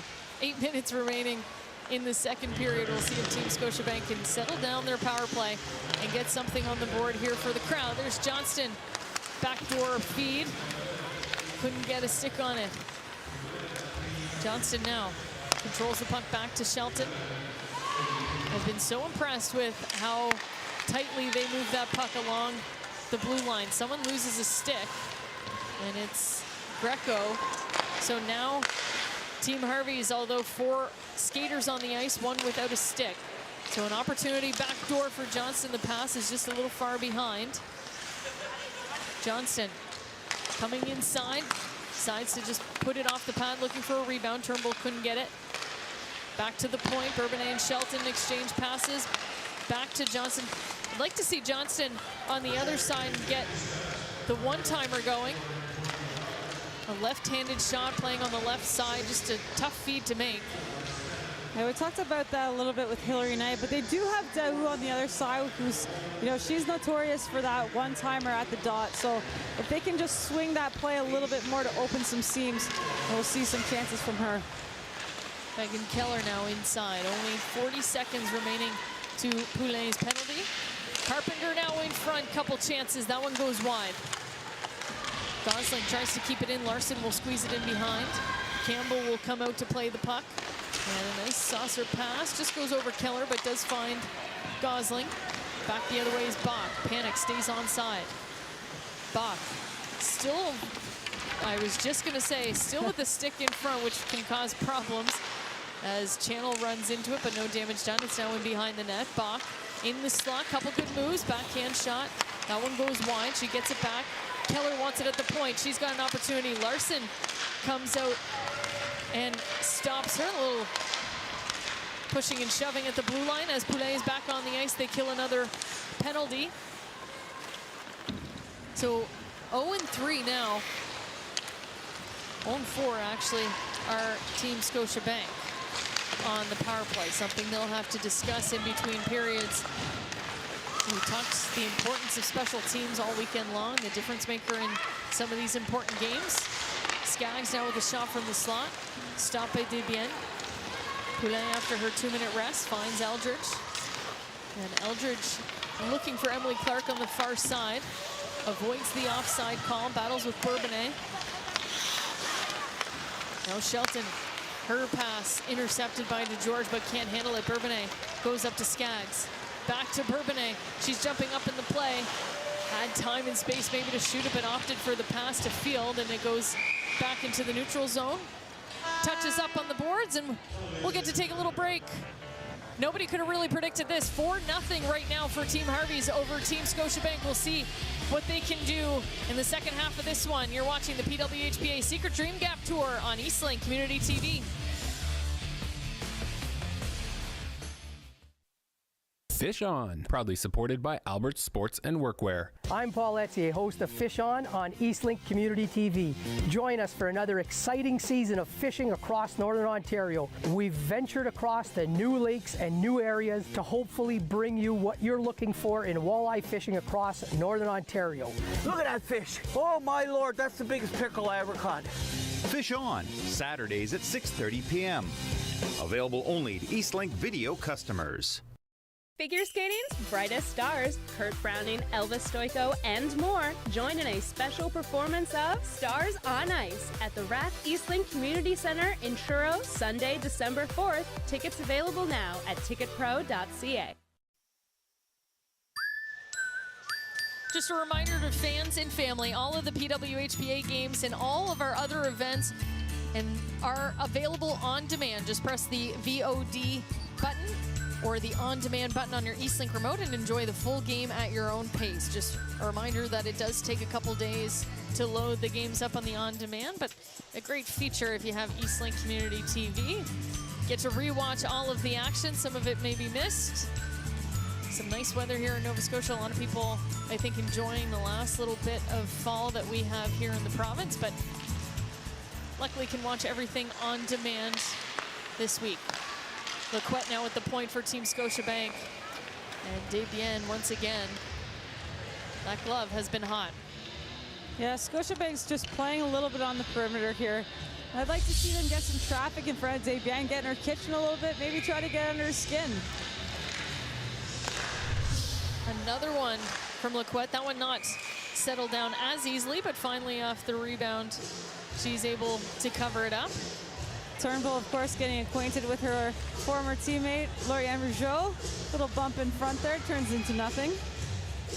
Claire Turnbull grew up in Stellarton, Nova Scotia, just about a 35-minute drive from Truro, Nova Scotia, so she's got a lot of fans in attendance and her family as well. A good hockey family here in Nova Scotia. Another important piece that comes from Stellarton, Nova Scotia is Sobeys, one of the premier partners of the PWHPA. And happy to provide some of our food and snacks for the girls this weekend. Dow now a chance in front. Turnbull putting all her frustration behind that shot, but just hits a couple sticks before it gets to Desbiens. Yeah, great cycle here of Malo. Looks out front, bobbles around a little bit, hitting the Harvey's defenseman in front. And Turnbull, as you said, like a frustrating shot, I feel. I feel like this Scotiabank offense is starting to get a little aggravated with the fact that they're not producing on all these opportunities. Well, I know Blair yesterday had that golden opportunity right at the end of the game. Frankel made the save of the weekend, and Blair wanting that one back. We're going to get a penalty on Megan Keller as she gets her hands up. And she's also arguing her way to the penalty box. An interference call coming for Team Scotiabank. So we'll get to see the Team Harvey's power play here. Good look there of Dean Seymour, wondering what his conversation will be with his squad in between the periods. Talked a lot about the coaching staff. They've all been around in these hub cities for a while, contributing to the game. Dean Seymour out of Calgary, Alberta. Marie-Philippe Poulin, a shot in front, loose. Lee Stecklein has a wide open net, and she gets it in. I'm sure there'll be complaints. Kristen Campbell on her back, nothing she could do there. And Lee Stecklein has her first of the day. Yeah, great to see Lee Stecklein jump in the play like this. It's a nice shot with traffic in front. The puck bobbles out. Stecklein's down low to clean up the garbage. And you see Emily Clark there just driving her defender into the net, possibly taking Kristen Campbell out of the play a little bit, you might say. But it's a legal play, and Stecklein finishes for Harvey's. You don't see any goalie interference in that? Oh, that's not my job, is he? Dean Seymour arguing a little bit before the puck drop there. Now down 5-0. We've talked about the parity in the league so far. Scotiabank beat Adidas 5-0 in Montreal. They came back yesterday and lost to Adidas 5-3. So in any given day, it doesn't matter. The competition level is there, and PWHPA doing a really good job at evening out these rosters. Yeah, I think it makes for exciting hockey because you really have to have all of your players show up for 60 minutes. This is a game of bounces, and we've created 4 equal teams, so the parity across the league is just so entertaining to watch. It's something that the board is really proud of to have put together this year. Good mix of Canadian Americans and non-national members on each team. It's been really fun to see the chemistry develop, and as we mentioned in the first game, some of the comedic characters coming out on each side, and we do have an open investigation with some helmet stickers that have been appearing in the game's warm-up. I didn't see any in this game, which narrows it down to maybe Team Sonnet and Team Adidas, although Megan Keller had one on her helmet yesterday. So we are still investigating, and we'll have to see who the comedic genius is by the end of the weekend. Yes, this is ongoing investigation. Maybe tune into the Nazi and Cat show on wherever you watch your podcast or listen to your podcast, and maybe we'll have an update there. Yeah, we'll drop Fridays. We'll have to have a whole segment just to try to figure out who the culprit is. Shot from the point goes wide. And Team Scotiabank trying to clear it out, trying to get some action in front of Desbiens before the end of the second period. Rattray sends it in deep. Demers and Skamura on the chase. Skamura battling along the boards. Still chasing the puck. It gets up to Panic. Panic one-on-one. Good stick by Channel. She clears it into the corner. Carpenter was in the slot. Pass just goes by her. Gosling now from Keller. Nice tip in front by Carpenter. Desbiens with the pad. Rattray now through the neutral zone in behind Gosling. Loses her stick in the process, and the puck will get cleared out. She picks it up, though, in the neutral zone. Tries to send it back in, and Victoria Bach stops it. Back the other way, 1-on-5. Victoria Bach, she won't get too far with that. Or Fortino over to Jamie Lee Rattray. Inside the Scotiabank zone. Almost said Scotiabank Centre. That's the name of our arena in Halifax. There's Marie-Philippe Poulain now with Jesse Eldridge coming off the bench, and Emily Clark in the slot, trying to go back to Eldridge, and that's broken up by Gosling. Bach now sends it in deep. Desbiens is going to choose to play it. She's going to body check Marie-Philippe Poulain in the process, and a fumbling puck. And Marie-Philippe Poulain having a little chuckle about that. Oh, she's got a good laugh about that. I mean, you got arguably one of the fastest players in the world chasing that puck down. Desbiens comes out to play it, and they're just having a good laugh about their little miscue there. You can see Desbiens hesitated a little bit, but she does get a hit on Poulain. And you can see she's still laughing about it in the net as they drop the puck. Shelton now after the win, trying to get away from Marie-Philippe Poulain. She gets taken down, no call on the play. Jessie Eldridge by herself inside the zone. She's gonna hold up for her teammates. She finds Rougeau on the near side, sends it down for Emily Clark. Clark gets hit into the board, so Quet picks up the loose puck. A long pass intended for Lunny. Goes the distance, and that's gonna be an icing call as they don't think Lunny touched it up. She disagrees. So we get a good look at Savannah Harmon and Lauriane Rougeau. Rougeau, a longtime member of the Canadian Women's National Program. Now based out of Montreal. And training in the Montreal hub. And Savannah Harmon, of course, blue liner for the U.S. national team. A lot of offense in Savannah Harmon's playbook. Very difficult to defend. Quet now with the puck below the goal line. She's trying to break out of the Scotiabank zone. Harvey's batting away at it in the slot. Clears wide of Campbell. Down low to Larson. Larson just backhands it over in front, and Posnikov almost snuck one by Campbell. Last minute of play in the second period. Harvey's just losing the puck in the crowd. A nice souvenir for some kids out front. And I'm sure Scotiabank excited for this break. They'll have to come up with a little bit of magic in the third period to come back and make this a more interesting third period.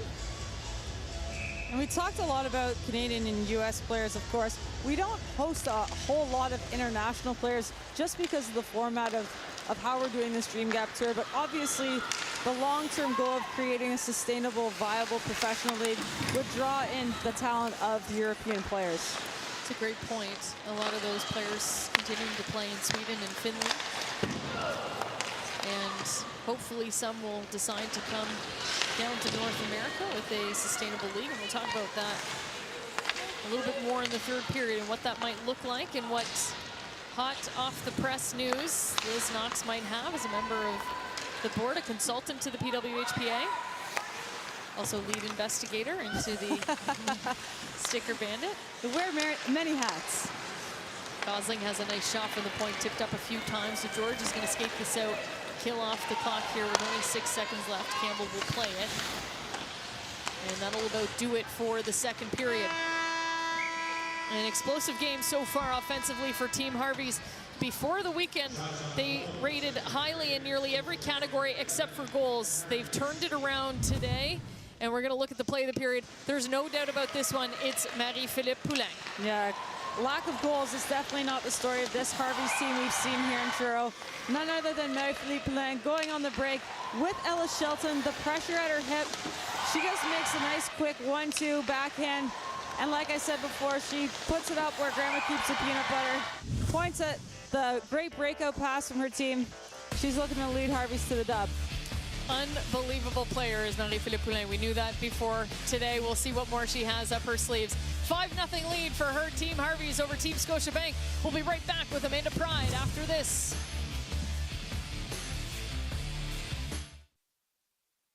For information on how to become a volunteer at Eastlink Community TV, go to eastlink.ca.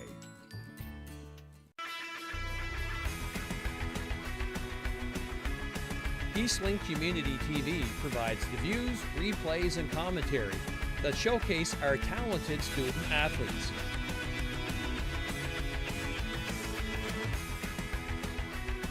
Check local listings for upcoming PEI School Athletic Association high school games on Eastlink Community TV 10 and 610, available only to Eastlink customers. Figure skating's brightest stars, Kurt Browning, Elvis Stoico, and more, join in a special performance of Stars on Ice at the Rath Eastlink Community Centre in Truro, Sunday, December 4th. Tickets available now at ticketpro.ca. This is Eastlink Community TV, home of the New Year's Eve countdown. Welcome back to the Secret Dream Gap Tour here on Eastlink Community TV. I'm Amanda Pride, and here in the second intermission, we've got with us Rebecca Johnston from Team Scotiabank. Rebecca, this has been a very tough game against Team Harvey's today. Talk a little bit about what you guys are doing right, because you are out shooting them, no question there. I think the main thing is we're getting shots, but we're not having traffic in front, so Anne can see every shot. So I think that's something that we have to do the third period. What exactly do you guys feel is, I guess, which lines do you feel need to step up? Because everybody seems to be firing all lines, but is there a particular line or particular players that you guys need to step up at this point? Well, I think we all can be better. I mean, it's the third game in 3 days, and there's no excuses. So for us, just keep sticking to the game plan and just acting like it's still a 0-0 game and try to get that first goal in the third here. Sorry, Rebecca, I'm getting a little tongue-tied with all that fun and excitement they've got. It looks like a really exciting game, doesn't it? Yeah. Talk a little bit about the weekend. You mentioned it right off the top there in the last answer there. 3 games in 3 days is quite the haul for you guys. Yeah, I think it definitely is a lot of games in a short amount of time, but for us, it's doable, and so we just really have to focus on bearing down and making sure we're doing the right plays and just keeping it simple, because right now the pucks are really bouncy and they're really not bouncing for us. All right, well, I look forward to some lucky bounces and some great shots coming up in the third period from Team Scotiabank. Good luck for the rest of the game. Thank you. All right, when we come back, we'll find out what the players thought of this weekend here in Truro, Nova Scotia, when we return on the Secret Dream Gap Tour coverage live on Eastlink Community TV. Stay with us.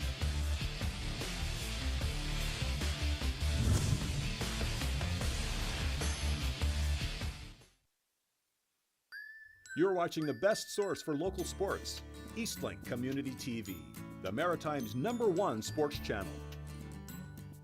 Nova Scotia High School Sports are proudly presented by University St. Anne.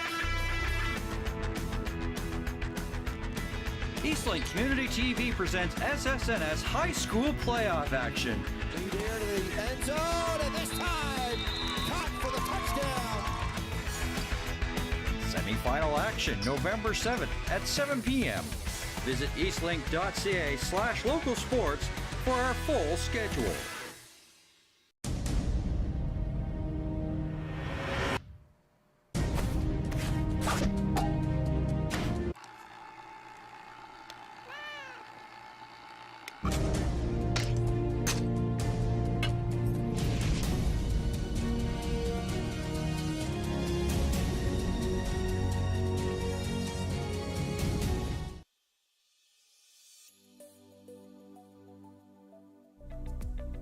The leading edge technology that we're bringing out to the market is a optical vision system through a 1080p camera that will sit in the controller on top of the Luminaire, and it will be able to provide customers with super high accuracy counts as well as provide safety and security through video and still shots. So that is going to change the way that traffic engineers collect and gather data and use that data to make to reduce traffic and to make decisions around how traffic flows within a city or a municipality.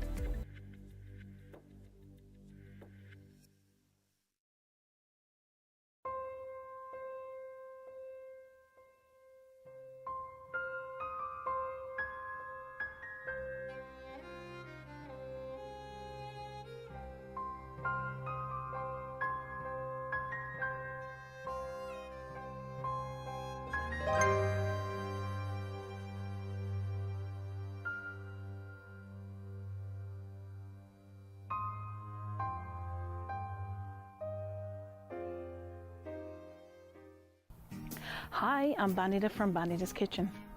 Join me as I show you how to make some delicious Newfoundland favorites. I can just taste this lemon here now. My cheeks is actually just drawing in just for the thoughts of it. Oh my goodness. 2 thumbs up. Bonita's Kitchen, Tuesday at 12:30 on Eastlink Community TV, 10 and 610. Available only to Eastlink video customers.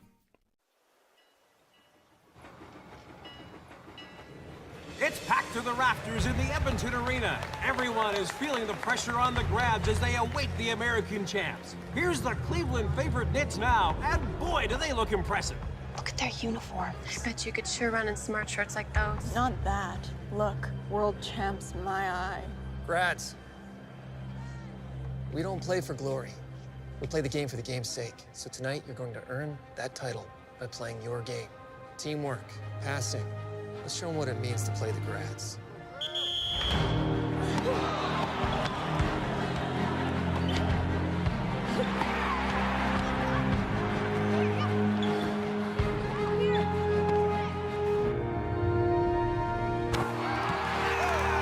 The Edmonton Grads were champions for 25 years. The record of 502 wins and only 20 losses is unmatched in all of sport.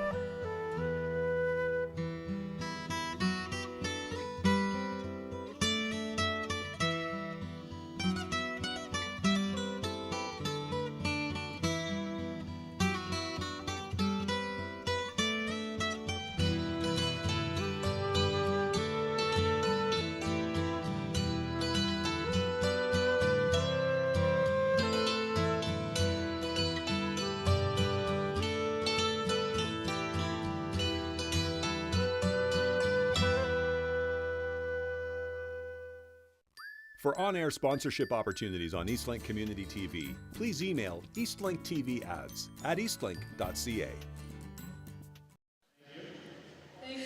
Welcome Welcome back to the Secret Dream Gap Tour here in the second intermission. We've had a lot of time to talk to some of the players here, and all of them have had very, very nice things to say about the fans and about their experience here in Truro. Here are some of those compliments and some of the things that they can't wait to see next time they come back. The PWHPA Secret Dream Gap Tour is winding down in Truro, but will continue to travel North America promoting women's hockey. It's huge. I think every time you have the chance to touch different part of the country, in Canada and the US, being able to connect with different fans where you don't have the chance to see women's hockey as much as they want is something that's really fun to do. And obviously being able to travel, being able to showcase what we're trying to do is something that is very important to us. And when you have the chance to connect with different fans, little girls from different places, it's huge. While the stops on the tour come and go, Truro holds a special place in the hearts of these players. Well, every time you have the chance to come to the East Coast, it's always special. We know people are so welcoming, and obviously it's the second time coming here in Truro. It's a great place, great rink, and the people love it here, and that's something that we really strive for. And obviously it's 3 games in 3 days. It's going to be a busy weekend, but it's always special to come here in Truro and the East Coast. You know, we came in last night, had an incredible reception. We had live music, some hors d'oeuvres. We had some nice little Nova Scotia blueberry desserts, which were awesome. But there's so much that goes on behind the scenes that even us as players don't know or probably appreciate nearly as much, nearly enough. I mean, this whole arena is ours for the weekend, right? You know, we are the first priority here. And so the treatment so far here in Nova Scotia and Truro has been absolutely awesome. It's been amazing. I missed the dinner on the Thursday night because I flew a red-eye, but it's been amazing. Like everywhere we go, there's girls. Yesterday they knocked on mine and Laura Stacey's hotel room to ask for autographs. So everywhere we go, it's just been so fun, and the young girls here are so excited to watch, and hopefully one day play for the PWHPA. It's been great. It's the first time I've been here, and it's been awesome, the support that we've had. All right, when we come back, we'll have highlights and the third period. Can Scotiabank make a comeback? Find out next on the Secret Dream Gap Tour live on Eastlink Community TV. Stay with us.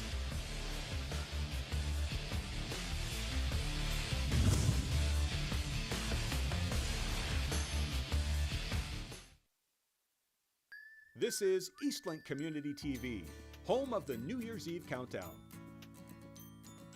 Figure skating's brightest stars, Kurt Browning, Elvis Stoico, and more, join in a special performance of Stars on Ice at the Rath Eastlink Community Centre in Truro, Sunday, December 4th. Tickets available now at ticketpro.ca.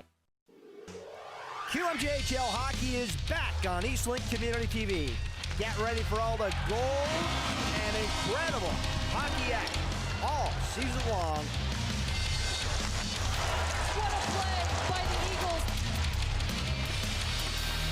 Blocked stop by LaPena. The Cape Breton Eagles travel to take on the Charlottetown Islanders Friday, November 11th at 7 p.m. Available only to Eastlink video customers.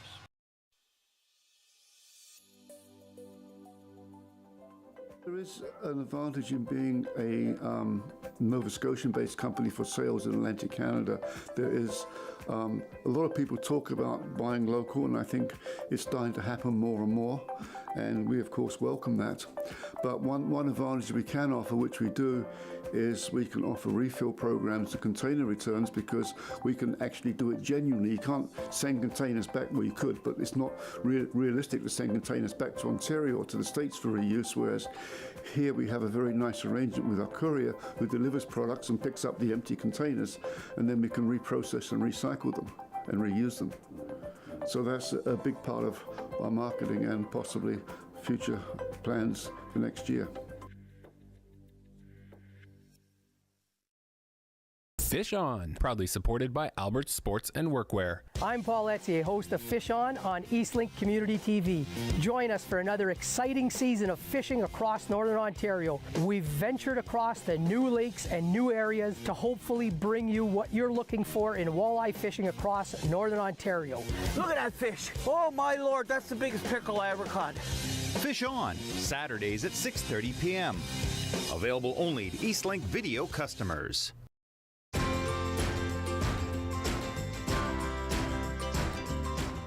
This here is a picture of my son. He was born in '83 and he passed in 2005. And this was a Christmas gift from his stepdad for me to have a tattoo of my son put on my leg forever. Oh, so this is my pride and joy. This is my son, Stephen. Wow. Oh my gosh, Linda, I'm so happy. So he's with me every day, even if I don't have a picture on me. I do have a picture on me. Maritime Inc., Thursdays at 10:30 on Eastlink 10 and 610. Oh, what a beautiful world. What a beautiful world this world could be. Oh, what a beautiful world. What a beautiful world this world could be.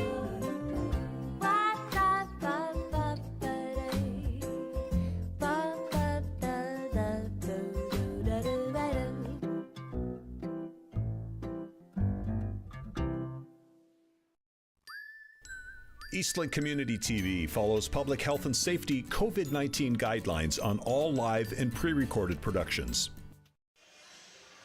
Welcome back, everyone, inside the Rath Eastlink Community Centre. Hard to believe we only have 20 minutes left of the Truro Showcase in 2022-2023 season, and we're going to go to the highlights. The biggest one of the period, obviously, is the Marie-Philippe Poulin goal. Yeah, lots of offense from Harvey's in that second period. What a great stretch pass off their half wall. Poulin just doing what Poulin does. She catches it on her backhand. Nice heads up play. She knows what she's going to do. Makes no mistake. Top knuckle. Pretty much exactly what you would expect from Captain Clutch. And it was all Harvey's from there. Here's Marie-Philippe Poulin, another half breakaway. She opts to pass, and they almost missed that one, but Emily Clark finishes it off. Yeah, you feel for Kristen Campbell on here, just trying her best to make a battle of this, unable to get Clark on the back door. And they continue to put the pressure on. This is on the power play, and Lee Steckline makes no mistake. I think you have an argument there for goalie interference, but Lee Steckline gets her first of the day and of the weekend. I mean, when you're wearing Jessie Eldridge as the blanket, I think you probably have an argument, but no call on the play, the goal stands. Well, as mentioned, we only have 20 minutes remaining. Liz, I gotta thank you for joining us again. We've had so much fun on Eastlink Community TV. The games have been great, the crowd has been great. The Rath Eastlink Centre, hats off to the volunteers and the organizers of this event. Second year in a row that we've come to Truro, Nova Scotia, and the biggest reason why it came back to Truro, Nova Scotia was it was ranked one of the best showcases in 2021-2022. So happy to see that it's well liked a second time around with a little bit more superstar energy in the crowd too. Yeah, the players are so happy to be here. And as you mentioned, this all wouldn't have happened without the hard work of the volunteers, the people behind the scenes. And there's too many to name here in Truro. But of course, Kevin and Matt, we want to thank them so much for their hospitality. And the players have just enjoyed themselves, their time here in Truro. And of course, this tour is all about raising awareness for the lack of resources that we've seen historically in women's hockey. So we're so impressed to give these girls as close to a professional experience as we can, knowing that the end goal is a much bigger target, and we're inching closer day by day with this core group of 100 players in the PWHPA. Let's talk about this a little bit more before we get underway in the third period. We've got Pittsburgh coming up next, November 25th to 27th. A just released All-Star Weekend, December 9th, 10th in Ottawa, Ontario, in Canada. I'm sure there's more American dates coming in the new year. I've heard some. I don't know if they're rumors or not, so I'll keep those to myself right now. But what is the goal for 2023, really looking ahead? Yeah, we're super excited to go back to Pittsburgh. That's where we saw a PWHPA rivalry between our Canadian and American players last year. They were great hosts, and as you mentioned, our All-Star Weekend, we're so excited. Canadian Tire's putting that on for us, using a lot of their funding that they've pulled from the national team scandal to help fund women's hockey, and we love to see that support from them. 2023, we're excited to be continuing to work with this investor group that we have an exclusivity agreement with.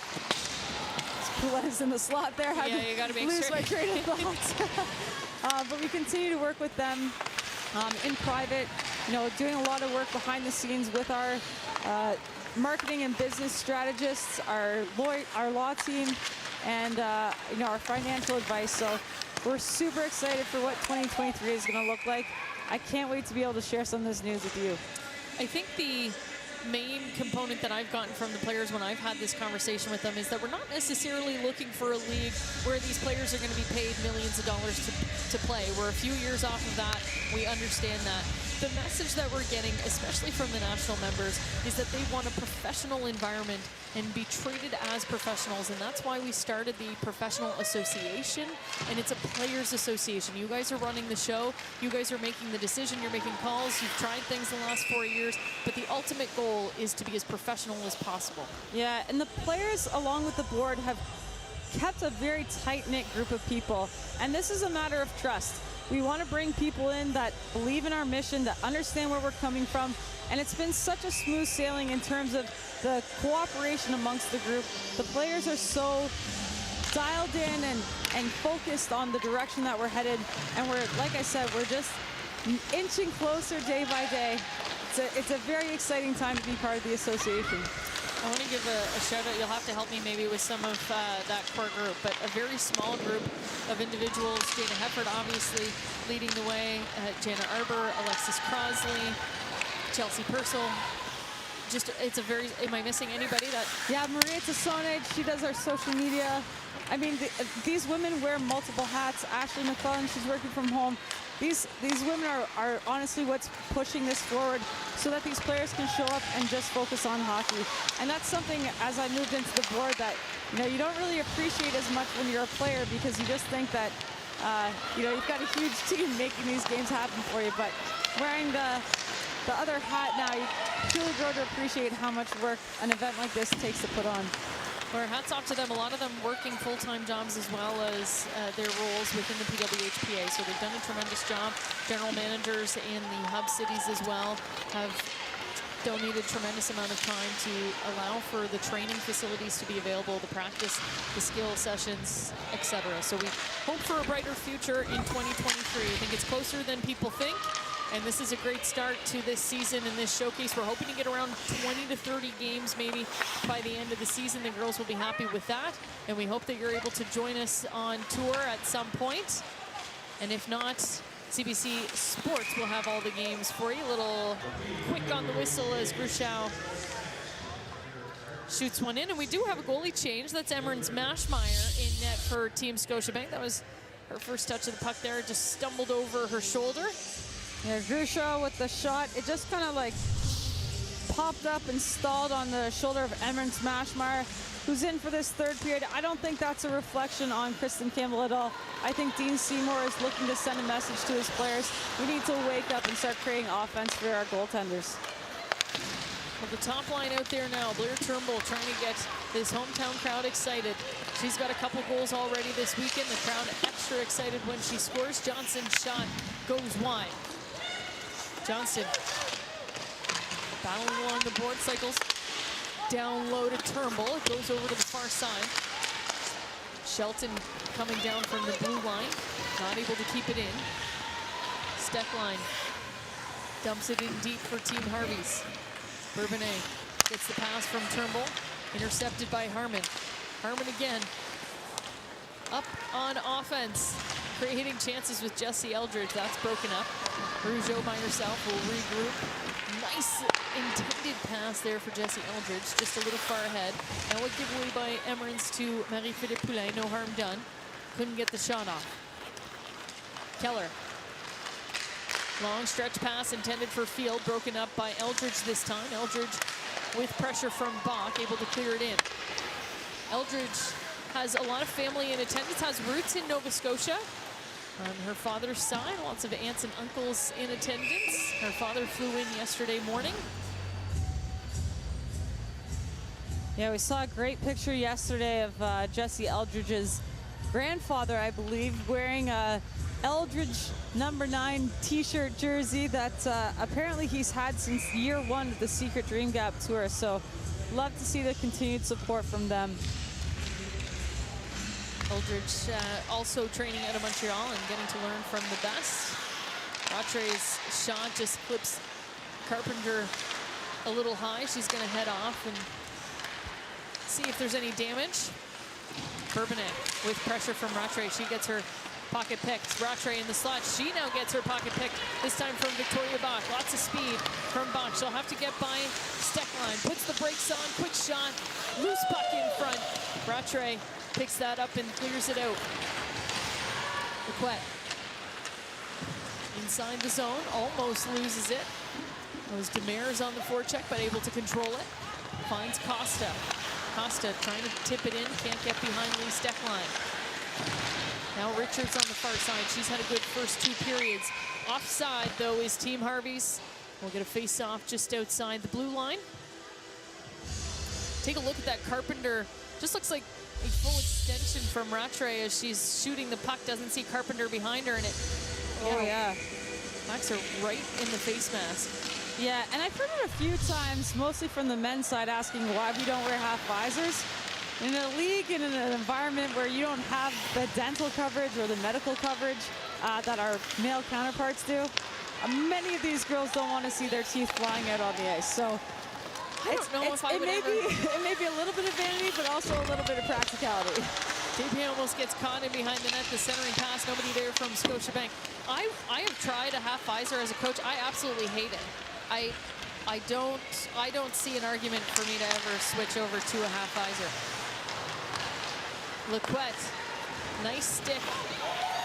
Take that puck away in the neutral zone now. I can't ruin the moneymaker, you know. Exactly. It's the girl that sells tickets. So you see, a lot of the Americans do wear what we call a fishbowl or the bubble. Giving them a little bit more visibility, perhaps. If you can get used to that versus the cage, that's one of the options.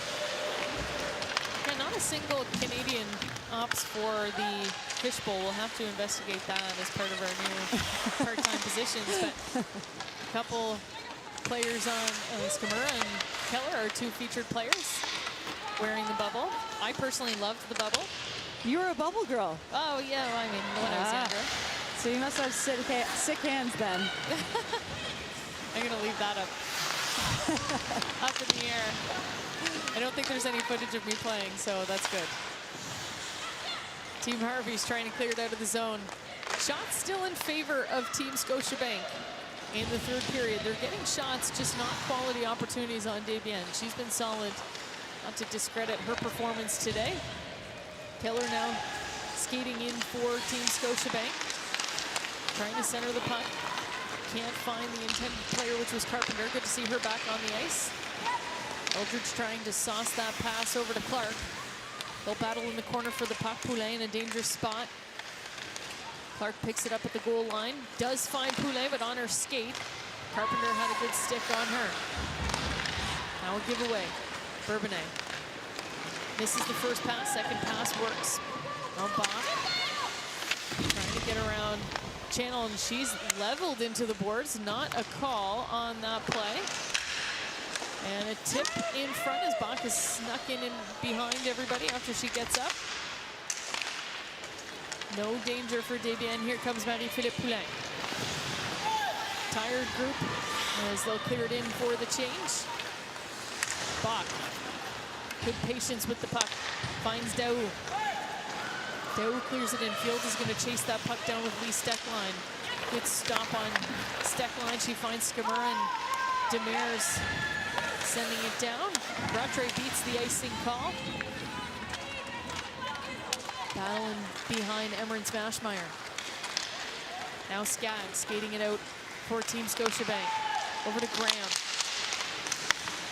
Graham and Skaggs get in front of Debian, but no shot. He sends Skamura into the boards. Skaggs back to the point. Bourbonnais. Nice pass by Kirion. Bourbonnais stopped by Demers. Loose puck picked up by Graham. And now Bourbonnais drops Demers, and she's going to head to the box for interference. That'll take us to our first TV timeout. Team Harvey still leading 5-0. Team Scotiabank. We'll see what they have coming up after the break.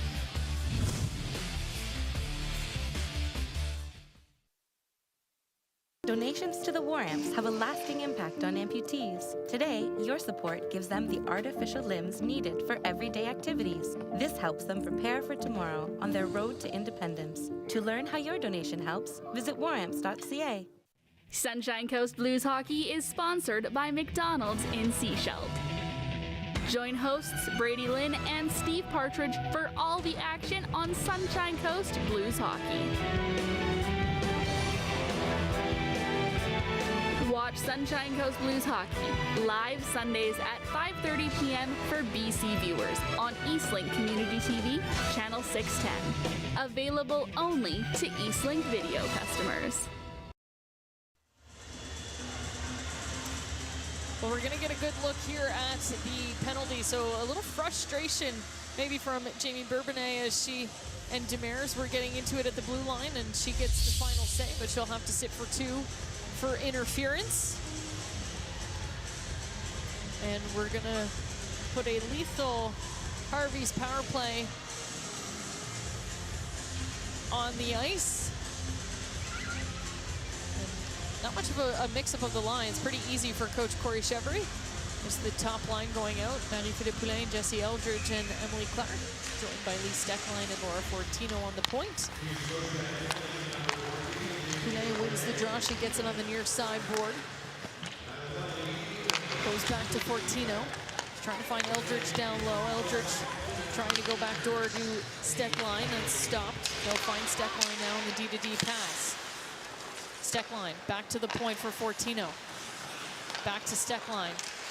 Steckline with a nice low shot, but it's going to go the distance. Fortino now with pressure from Johnston. They'll have to regroup inside their own zone. Steckline decides to skate it out herself, finds Poulin on the far side. Poulin's got Shelton in front of her, puts the brakes on, loses an edge.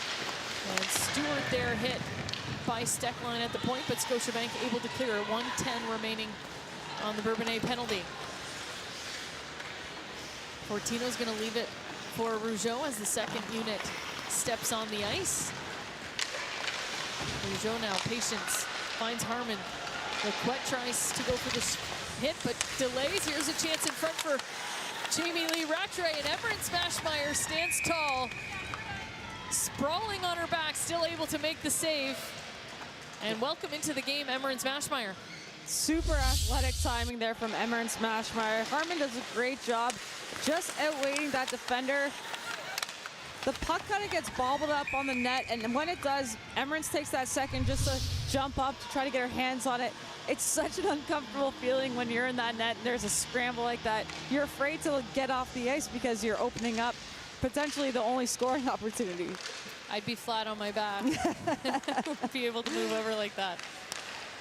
30 seconds remaining. Here comes Blair Turnbull, short-handed. Part of that power kill, as Cheryl Pounder dubbed her, and the national team. Good penalty killer. Johnston now in behind the net.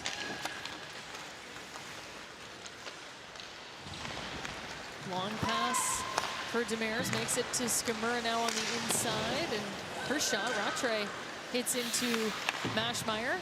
Rattray slow to get up. Looks okay as Skamura picks up the puck. Over to Harmon. In front, loose for Jamie Lee Rattray, who tries the backhand pass to Shaver, but they can't connect. And out of the box comes Jamie Bourbonnais, and here she is the other way. Nice shot. And Desbiens able to cover that up. Good opportunity a couple times in this weekend that the player coming out of the penalty box has the awareness to go to the far blue line, and they get a pass, and an opportunity goes the other way. Well, in a 3-game weekend, resting for 2 minutes might be just what you need to get that extra jump on the offense. So great to see Bourbonnais with a chance on net. But Desbiens just so sound in her tracking and her positioning, making sure that that one just lands right in the gut. We'll have to thank a new partner this season in Gatorade, fueling the athletes. A lot of Gatorade provided. They sent over packages. I believe you got one with a backpack full of goodies, and always good for a game like today to get the extra electrolytes in, even for the broadcast crew. Well, you know, electrolytes are so important for us. So a lot of positivity coming from sponsorship in the PWHPA as Jana Hefford and Chelsea Purcell continue their efforts in finding more sponsors to promote women's hockey across the country in North America. And we talked a little bit about it yesterday, but our sponsors this year have just continued to raise the bar. Some exciting stuff coming out with Gatorade in the coming weeks. They've done some really cool work with our athletes, giving them the star treatment that they deserve. And it's going to be important, I'm sure, at the end of this weekend. Here's the best Scotiabank chance. Bourbonnais can't put it in behind Desbiens. Great shot by Daou at the point. Now Lunny and Graham digging for the puck. Battling along the boards. Steckline sends it over to Greco. Greco tries to clear it out. Shaver at the blue line can't beat Bourbonnais. Bourbonnais, quick shot. Stopped by Desbiens. Finally, Shaver will clear it out, avoids the icing call. A great placed puck inside the Scotiabank zone. Sends it all the way down to Lequette, who sends it in behind Desbiens. Harmon now trying to go D-to-D with Rougeau. A little too far as Stewart puts pressure. Larson. Tip out of the zone, but can't connect with Poznikov. Now Harmon. Off the pass from Rougeau, finds Poznikov. Poznikov back to Harmon. Harmon now going in behind the net. Good exchange there with Larson. Finds Gruchow. Her shot stopped by Maschmeyer. Costa. Can't clear it. Too much pressure from Larson. Poznikov, captain at the University of Alberta. U-Sport champion a few years ago. And now playing with the best in the world. Rougeau picks up the rebound off of Desbiens' save, and Desbiens going to say, let's slow things down. You're watching the 2022 Secret Dream Gap Tour on Eastlink in association with the Professional Women's Hockey Players Association. Proudly presented by the Rath Eastlink Community Centre in Truro, home of Stars on Ice, coming Sunday, December 4th. Tickets available now. Just talking about Gatorade and the importance of recovery. Here comes Emily Clark, long pass to Jessie Eldridge, but in between our little breaks, Liz and I are just stretching out. We're getting old, I think is what that means. But it's a lot of standing in this booth, a lot more than I was prepared for. I'm gonna have to get into some training.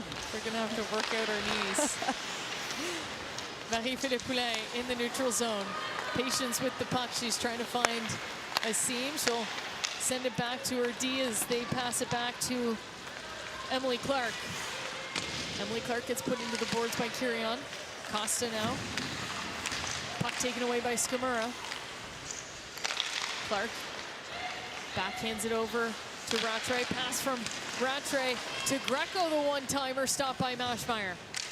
Skamura tries to cycle the puck low. Didn't realize Costa was on her as close as she was. Puck is now at the blue line. It'll squeeze out. Harvey's will have to regroup. Demers avoids the hit from field. Now Rattray. Rattray with an awkward shot in the slot. Skamura seemed she was in the perfect spot, but Johnston found her and covered up her stick. Steckline now. Goes in the zone. Intended for Demers. Finds Rattray though, as it eventually makes its way down to Demers below the goal line. Turnbull battling with Rattray. She'll send the puck to the point. Harmon and Rattray now exchanging passes. Rattray trying to find Harmon. It's intercepted, and here comes Blair Turnbull. She doesn't get far as Rattray is there to stop that puck. Lequette now to the far side. Johnston, Rattray almost intercepted that, but let it go as she was going off for a change. Rougeau to Richards. Her clear out attempts stopped, and an opportunity in front just sails high and wide. Now at the point, Lequette can't keep it in. Demers will come off. Richards on the chase. Maschmeyer will come out and play it. Maschmeyer, the other true goaltending athlete, with brand new pads this weekend.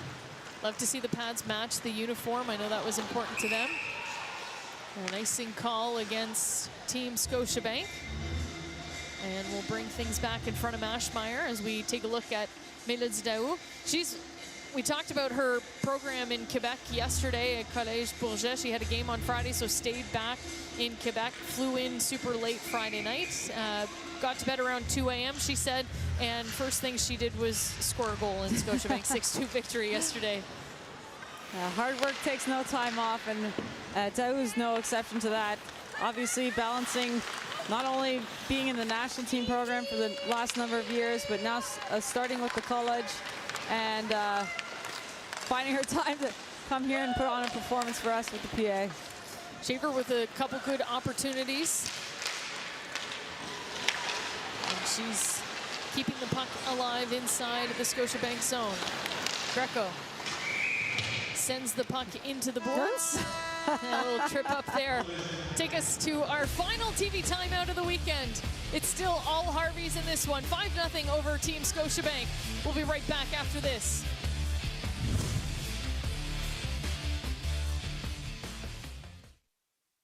Figure skating's brightest stars, Kurt Browning, Elvis Stoico, and more, join in a special performance of Stars on Ice at the Rath Eastlink Community Centre in Truro, Sunday, December 4th. Tickets available now at ticketpro.ca. I'm screaming louder than that. I'm screaming louder than that. Leaving you with no choice. With no choice. I really hope that you're ready. You're gonna hear my voice. Welcome to my story. We can build a bridge. Sunday at 8 p.m. on Eastlink Community TV. Black Films That Teach on Eastlink is sponsored by TD, working together for a more inclusive tomorrow. Welcome back to the Secret Dream Gap Tour. And the women on the ice tonight are not the only ones who are working hard. That's right. We've got a crew here, courtesy of Eastlink Community TV, that have been flown in from across the country. All women who decided they wanted to have their part in the event here this weekend. We've got Morgan Jessam and Carrie Kendall from our Lower Sackville studio, Jessie Dobbin from Prince Edward Island, Brittany Broderson from British Columbia, from Coast, and yours truly, Amanda Pride, from Ontario. We are very excited to have had the opportunity to be here, and we cannot wait to come back again and cover this again next time. Izzy and Liz, take it away. Thanks, Amanda, and thank you to all the hard-working women at Eastlink Community TV across the country. And thanks again to Liz Knox for joining us. First time on Eastlink Community TV, but no stranger to the camera or the microphone. Well, I try to stay away from the camera, but producers today wanted to make sure they got the money shot, Izzy Germain, so seeing a little more of our face today has been nice. Here we are up in the crowd, enjoying our vantage point of this amazing hockey event and hockey game today. We're hard to believe we're under 4 minutes now in the third period of the final game of the weekend. It's been an exciting time in Nova Scotia. A lot of build-up came into this weekend, and don't know what else I'm going to look forward to now. I guess Pittsburgh in a couple weeks.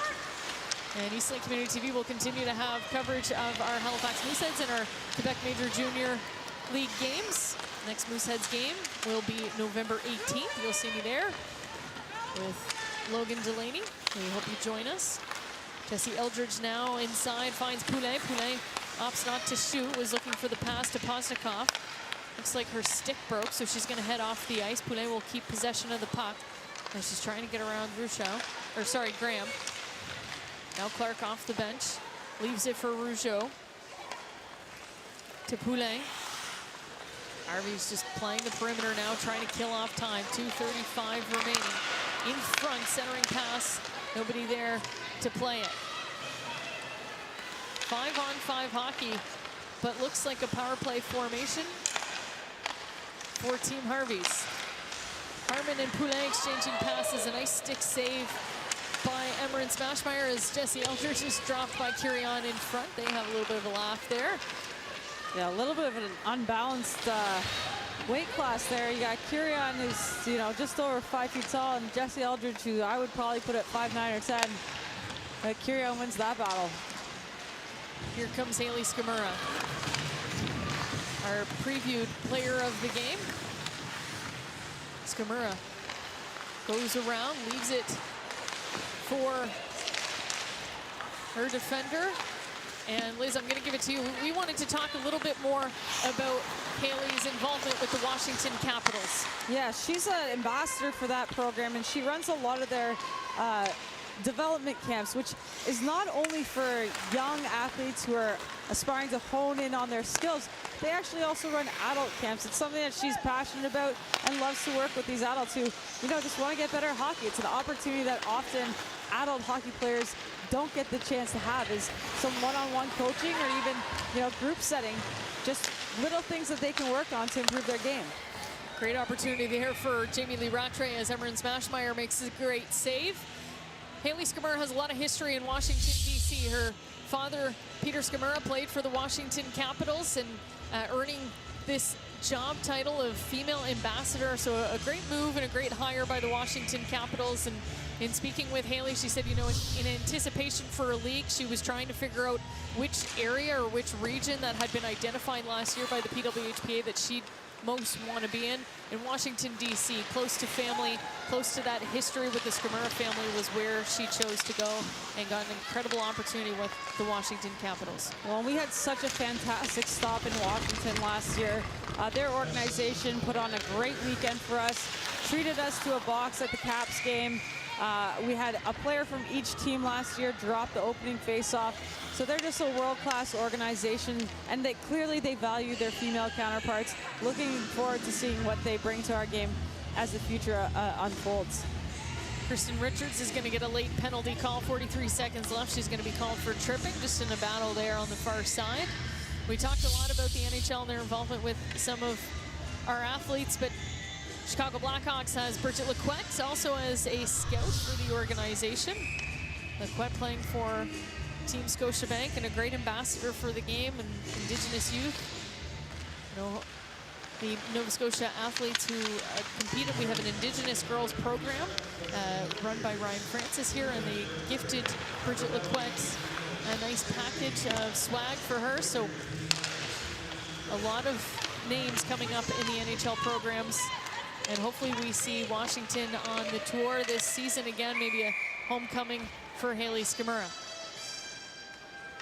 And since we're broadcasting on the CBC, I have to give a shout out to Dr. Courtney Cito, who's been taking the lead and helping our players in it's almost a monthly session, educating our players and engaging them in some activism for anti-racism. So we do talk about Indigenous histories and Black people of color histories, and it's something that the players are really excited about in their personal development. Team Scotiabank finally gets one on the board. It's Rebecca Johnston. And our good streak continues. An interview with Eastlink Community TV means a goal for said athlete. And Rebecca Johnston takes the goose egg away from Anne-Renee Desbiens. Yeah, it's a nice feed from Keller. She looks for the shot, doesn't see it, goes cross ice to Johnny there. And this is something that Scotiabank has been struggling to do today, but they just take away Desbiens' eyes just for that split second when the shot's released, and that puck goes right in. Can't stop what you can't see, even the best in the world. Got to give Team Scotiabank credit. They haven't stopped all game long, only 10 seconds remaining, but still working to get that first goal, and they do complete the mission. They are going to fall, though, to Team Harvey's, and they're going to give up first place in the standings. Team Harvey's will be your leaders after the Truro, Nova Scotia Showcase. What a weekend we had. This was fantastic. We definitely want to thank everyone who helped put this on, the Eastlink Community Centre, Truro, Nova Scotia, all of our partners. I know that the girls were just so happy to be here. What an experience. And I think that it's suffice it to say that these girls will look forward to coming back to the East Coast, whether it's with the PWHPA, their national team, or just on their spare time. Liz, your last objective of the day, the play of the game, and who else but Marie-Philippe Poulin? I'm honestly running out of good things to say about this kid. Just an absolute, what can you say? I mean, that's just Poulin. That's what she does. I'm just smiling ear to ear. That is a beautiful goal from Marie-Philippe Poulin. It's been an honor to call for the PWHPA. We thank everybody for joining us on Eastlink Community TV and wherever you are watching in Canada. Your 3 stars are Emily Clark from Team Harvey's. She got a lot of things going for them. Anne-Renee Desbiens from Team Harvey's backstopped 25 shots, almost getting the shutout, and Lee Steckline from Team Harvey's. All right, this is time to sign off. Thank you to everybody in the truck, our camera crews, and all of the women who came down across the country to help us make this happen. The PWHPA Secret Dream Gap Tour is over in Truro, Nova Scotia. We will see you in Pittsburgh, Pennsylvania. Thank you so much for joining us. Thank you to Liz. Everybody have a good night.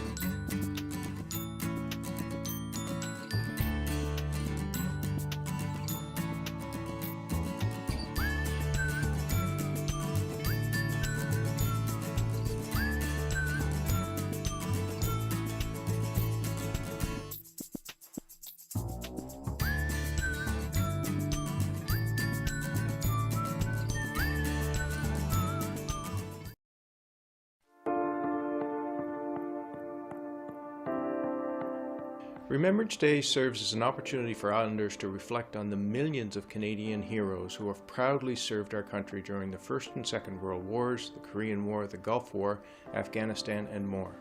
Lest we forget that more than 118,000 Canadians who have given their lives to protect our country, making the ultimate sacrifice. This Remembrance Day, and every day, remember them. Hi, I'm Christina Martin. Join me this week on East Coast Music Unplugged. Wake up and remember this place. My heart beats strong, so keep it up.